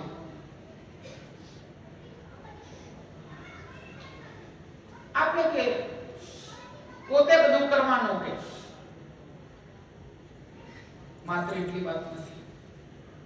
એ અહર્નિશ ધ્યાન શ્રી વિઠ્ઠલાધીશ આ પ્રકારે વિરાજમાન વિઠ્ઠલ સ્વરૂપ જે છે તેનું સકલ કલી મલ દુરિત કોટિક્ષા એ પ્રકારનો વિચાર જ્યારે આપણે કરીએ છીએ કે શ્રી ગુસાઈજી અને શ્રી ગોવર્ધનનાથજીના ઐક્ય સ્વરૂપ છે, એમાં ભેદ નથી. નટ લીલા કરીને એ બંને અવતરિત થયા છે ભૂતલ પર આપણને કૃત્ય કરવા માટે, આ લીલાના દર્શન દ્વારા આપણને આનંદ પ્રદાન કરવા માટે, આપણા મનોરથોને સિદ્ધ કરવા માટે આ પ્રકારે બિરાજી રહ્યા છે. એ સ્વરૂપનું અહર્નિશ ધ્યાન આપણે કરવાનું છે. અહર્નિશનો અર્થ છે કે કોઈ પણ પ્રકારના અંતર વગર નિરંતર ધ્યાન કરવાનું છે. આપણે સતત આ સ્વરૂપનું, આ બે લીલા કરનાર સ્વરૂપનું આપણે ધ્યાન કરવાનું છે. એના દ્વારા સકલ કલિમલ દુરિત જે છુપાયેલા કલિયુગના મલ એટલે કે દોષ આપણી અંદર બિરાજે છે, આપણા અંદર રહેલા છે. કલિયુગના દોષ કે જેની અંદર આપણે બધી જ પ્રકારની અવગુણોની અભિવ્યક્તિઓ કરતા હોઈએ છીએ, જ્યાં ત્યાં કરતા હોઈએ છીએ. કલિયુગ આપણી અંદર ઘૂસેલો છે, આપણી અંદર ઘૂસેલો છે માનવું જ પડે, કારણ કે તો વિદ્વાનોની મતિને પણ હરી લે છે. કલિકાલ તમશ્ચન્ન દૃષ્ટિત્વા દ્વિદુષામપી સંપ્રત્યમ વિશેષસ્ય મહાત્મન સમભૂતવી. કલિયુગનો તો તમરૂપી આચ્છાદન એવો થયેલો છે, અંધકાર, કે જ્ઞાનીઓ વિદ્વાનોના વિદુષ લોકોના પણ બુદ્ધિને જે છે તે હરણ કરી લે છે, એના ઉપર પણ આચ્છાદિત થઈ જાય છે. તો આપણા જેવા જીવોને ક્યાં વાત કરવી? પણ એને સાફ કરવાનો, ક્ષાલ પ્રક્ષાલન કરવું, ધોવું. એને કેવી રીતે ધોઈ શકાય? તો કીધું એ અહર્નિશ ધ્યાન શ્રી વિઠ્ઠલાધીશનું સકલ કલી મલ દુરિત કોટિક્ષા. સમજાય છે બધાને? એ પ્રભુ ભૂમિ પર વિપ્રવર પ્રકટ, વિપ્રવર તનુધરી, એ પ્રભુ ભૂમિ પ્રકટ વિપ્રવર તનુધરી દીઠડે ત્રિભુવન તણા ચિત્ત ચારે. એ પ્રભુ આ ભૂમિ પર વિપ્ર એટલે કે વિશેષેણ પ્રકારેણ જેમણે વર્ણન કર્યું છે એવા, એટલે કે વિશેષ પ્રકારથી, એનો અર્થ બ્રાહ્મણ કુલમાં પણ થાય છે. અલગ અલગ પ્રકારના અર્થો અહીંયા ટીકાઓમાં બતાડેલા છે. એવા તન ધરીને એવા દેહ ધરીને પ્રકટ થયા છે નટ લીલાત્મક રીતે. એમના દર્શન કરીને આ ત્રિભુવન તણુ જે છે તે ચિત્ત જે છે તે ચલિત થઈ જાય છે. આ ત્રણેય ભુવન જે છે તે આ સ્વરૂપ ઉપર લટ્ટુ થયેલા છે. ભાવ ભાવાદિક કોટી કોટી કરે મદન જ્વર વ્યથા તે વેગે ટાળે. ભાવ ભાવ એટલે કે અનેકો પ્રકારની ચેષ્ટાઓ અલગ અલગ પ્રકારની કોટી કોટીની કરે છે અને એનાથી જે કામ રૂપી જ્વરની વ્યથા છે તેને વેગે દૂર કરે છે. આ જે છે તે પંક્તિ સ્પષ્ટ રૂપેણ ચંદ્રાવલીજી અને શ્રી ગોવર્ધન ધરણના નિત્ય લીલા રમણની અભિવ્યક્તિ કરી છે. ટીકા તો આના ઉપર વિસ્તૃત છે અને એના દર્શન આપણે કેવી રીતે કરવા જીવોએ. જ્યારે શ્રી વિઠ્ઠલનાથજી ગુસાઈજીની સેવા કરી રહ્યા છે, શ્રી ગોવર્ધન ધરણ વિઠ્ઠલનાથજીને પોષણ આપી રહ્યા છે, ત્યારે આપણે દર્શન કેવી રીતે કરવા? આપ સેવા કરીને શીખવે શ્રી હરિ એનું આધિદૈવિક કલાત્મક શું આપણું સ્ટેટસ શું છે? તો અહીંયા કહે છે જાલ રંધ્રે સખી જાણે ચિત્રે લખી વાંછિતા નાથની છબી નિહાળ. આ લીલાના દર્શન એવી રીતે કરવા જેવી રીતે હાવ ભાવાદિક કોટી કોટી કરીને કુંજમાં નિકુંજમાં પ્રિયા પ્રિયતમ રમણ કરી રહ્યા છે, ત્યારે જાળીઓના રંધ્રમાંથી કુંજના પાંદડાઓમાંથી જેવી રીતે સહચર્યો એ લીલાના દર્શન કરે છે અને પ્રસન્ન થાય છે કે આ મારો મનવાંછિત પ્રિયતમ મને ક્યારે પ્રાપ્ત થાય. એ રીતે તમે ઠાકોરજીની સેવાના દર્શન કરતા હો. શ્રી વિઠ્ઠલનાથજી સેવા કરે છે અને શ્રીનાથજી સેવા કરાવડાવે છે, એવી સેવા અમને ક્યારે પ્રાપ્ત થશે તેનો વિચાર કરવો જોઈએ. આ એનો અલૌકિક આધિદૈવિક ભાવ અહીંયા પ્રકટ કર્યો છે. જાલ રંધ્રે સખી જાણે ચિત્રે લખી. અને કેવી રીતે ચિત્રે લખેલી એટલે કે ચિત્રિત થયેલી, એની અંદર કોઈ પણ પ્રકારનો ચલાયમાન નથી, આશ્ચર્યચકિત થયેલી છે. વાંછિતા નાથની છબી નિહાળે ભાવ કમળ ખંજન મીન મધુપ જ્યાં ત્યાં થકા વક્ર લોચન સુપાંત પાછા. કમળ એટલે કે કમળ તો બધાએ જોયું છે કેવું હોય. ખંજર એટલે કે અતિ ચંચલ એક પ્રકારનો પક્ષી હોય છે કે આમ તરત ઉડી જાય, એનું નામ છે ખંજર. મીન એટલે કે આકૃતિ સૂચક માછલી જેવી આંખો, કમળ જેવી આંખો એટલે કે જેની અંદર શીતળતા છે, કરુણા છે, રસ છે. ખંજર એટલે કે જે ત્વરિત રૂપે વક્ર દ્રષ્ટિ કરે છે, બંક ચિતે મુસ્કાય એટલે એ એની ગતિ સૂચિત કરે છે. ખંજર મીનનો અર્થ છે આકૃતિ સૂચિત કરે છે. શ્રીનાથજીના નેત્ર કેવા છે? માછલી જેવા છે. મધુપ મધુપ એટલે કે ભમરો. ભમરો જે છે તે રસનું ભોગ્યત્વ સૂચિત કરે છે, રંગ પણ સૂચિત કરે છે. કાળા રંગની આંખો છે. જ્યાં ત્યાં થકા વક્ર લોચન સુપ્રાંત પાછા વાળી. અને એ ગોપીજનો જેવી રીતે એમના દર્શન કરી રહ્યા છે અને એ જેવી રીતે ગોપીજનોના સચર્યોના દર્શન કરી રહ્યા છે, બંક ચિત્તી તુરંત પાછા વાળી છે. તે પ્રકારે પાછા વાળવાનો અર્થ છે કે સેવા કરતા સામ્યતા રાખવી નહીં. આપણને એમ થાય કે હું પણ આ પ્રકારનો પ્રકાર મંડાણ અમારા ઘરમાં કરી નાખું, એવો અભિમાન પૂર્વક આપણે વિચાર કરીએ. આ સેવા કેવી રીતે ગ્રહણ કરવી? તો સુભાંત પાછા વાળે. વિઠ્ઠલાધીશ અને શ્રી ગોવર્ધન ધરણની લીલાનો દર્શન એ રીતે કરવા કે એની અંદર સામ્યતા કરવી નહીં. વક્ર લોચન સુભાંત પાછા વાળે. અને દાસનો દાસ ભણે. દાસ એટલે કે ભૈલા કોઠારી શ્રી વિઠ્ઠલનાથજીના દાસ કોણ? ભાઈલા કોઠારી, અને એની કાનીથી આ સન્મુખ થયા છે એટલે એનો દાસ ગોપાલદાસ. દાસાનું દાસત્વની ભાવના અહીંયા રાખવાની છે, સામ્યતા નથી કરવાની દાસ જોડે. એક જણ અમાર ત્યાં આવે, આવી વાતો બધા અલગ અલગ પ્રકારના વૈષ્ણવ કરતા હોય એટલે હું કહું, મને કે જે છે ચતુર્ભુજ દાસ જેવો વીર થઈ ગયો. અરે તારા બાપાની તાકાત છે.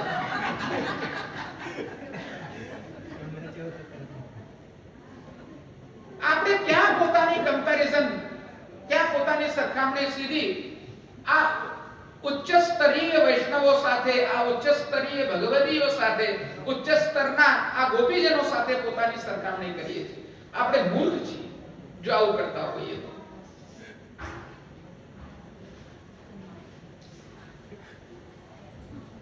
હું મજાક નથી કરતા, આવી બધી ઘણી બધી વાર્તાઓ બધાની અંદર બિરાજમાન થઈ જાય છે. એવો ડોળ નહીં કરવો કોઈ દાડો. આપણા સંપ્રદાયનો આ સિદ્ધાંત નથી. દાસનો દાસ ભણે, દાસના દાસ થઈને ઉચ્ચારણ કરવાનું છે. ભણે એટલે ઉચ્ચારણ કરે. સકળ સજ્જન સુને, અને એનું સત્સંગ સકલ સજ્જન સારા લોકો, દુર્જન નહીં, દુસંગી નહીં, સત્સંગી લોકો, જે અધિકારી છે એવા લોકો સામે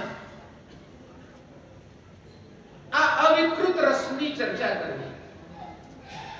આ રસ કોઈ લૌકિક વિષય રસ નથી, પ્રાણીઓ જેવો રસ નથી. આ અવગાહન કરવા યોગ્ય છે, જે આપણને પવિત્ર બનાવે છે. કોનાથી? એવો આ યશ છે. આપણી અંદર પવિત્રતા આપે એ જ પવિત્ર રસ છે. વિકૃતિ નથી આપતું આનું ફલ. આ લીલાના દર્શન કરવાથી, આ લીલાનું ચિંતન કરવાથી આપણને વિકૃતિ નથી મળતી. આનું ચિંતન કરવાથી આપણને જે છે તે લીલાની અંદર આસક્તિ મળે છે.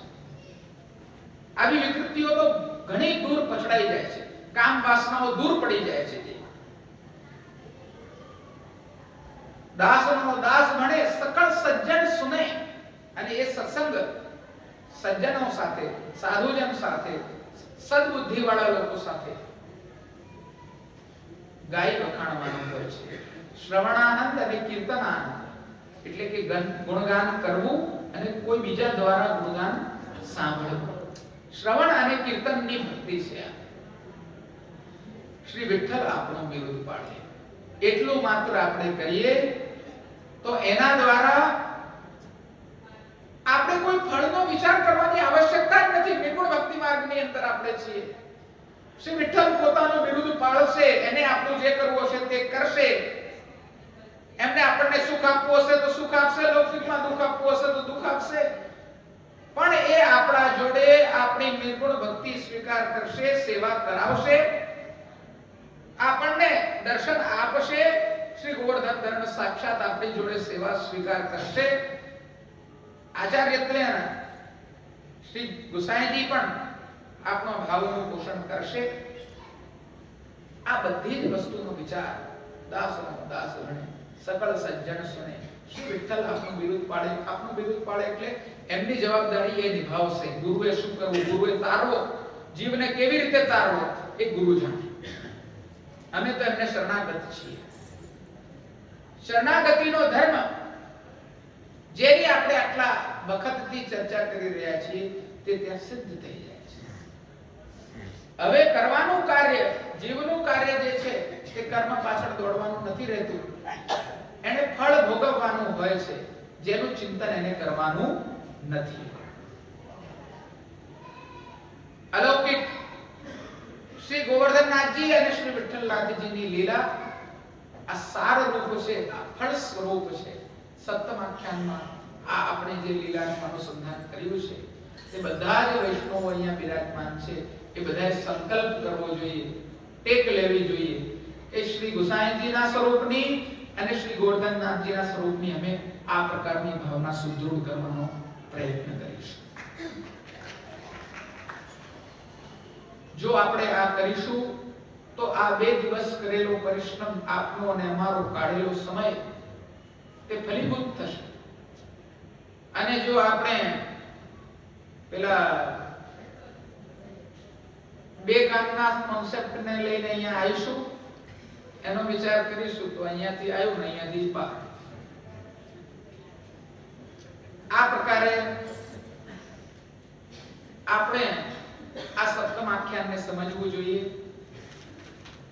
એની અંદર ઘણી બધી એવી બારીકીઓ છે, ઘણી બધી એવી વિશેષતાઓ છે. સેવા પ્રકારની અંદર, ભાવ ભાવનાની અંદર, શાસ્ત્રીય સિદ્ધાંતની અંદર, આપણા ચિંતન દર્શનની અંદર, બધી જ વસ્તુની અંદર આમાં એટલા બધા વચનો છે કે હું ખરેખર કહું છું કે આના પર 7 દિવસનું સત્ર થાય તેમ છે. પણ આ સપ્તમ આખ્યાનની જે આપણે સામાન્ય ભૂમિકા સમજી છે તેને આપ બધા વૈષ્ણવો અવગાહન કરજો. આના રેકોર્ડિંગ્સ બહાર પડશે અને વારંવાર તમે સાંભળજો, એવું ચિંતન કરજો. અને આપની અંદર એ દૈવી ભાવના, દાસ ભાવના આપણે બધાની અંદર, તમારી અંદર પણ, મારા અંદર પણ આપણે એને કેળવીએ અને શ્રી ગોસાઈજીના, શ્રી ગોવર્ધનનાથજીના ચરણારવિંદમાં એ જ વિનંતી કરીએ કે આ સ્વરૂપ, આ કૃત્યતા અમારા હૃદયમાં સ્થાપિત થાય અને આપને જે રીતે રાખવું હોય તે રીતે આપ રાખો.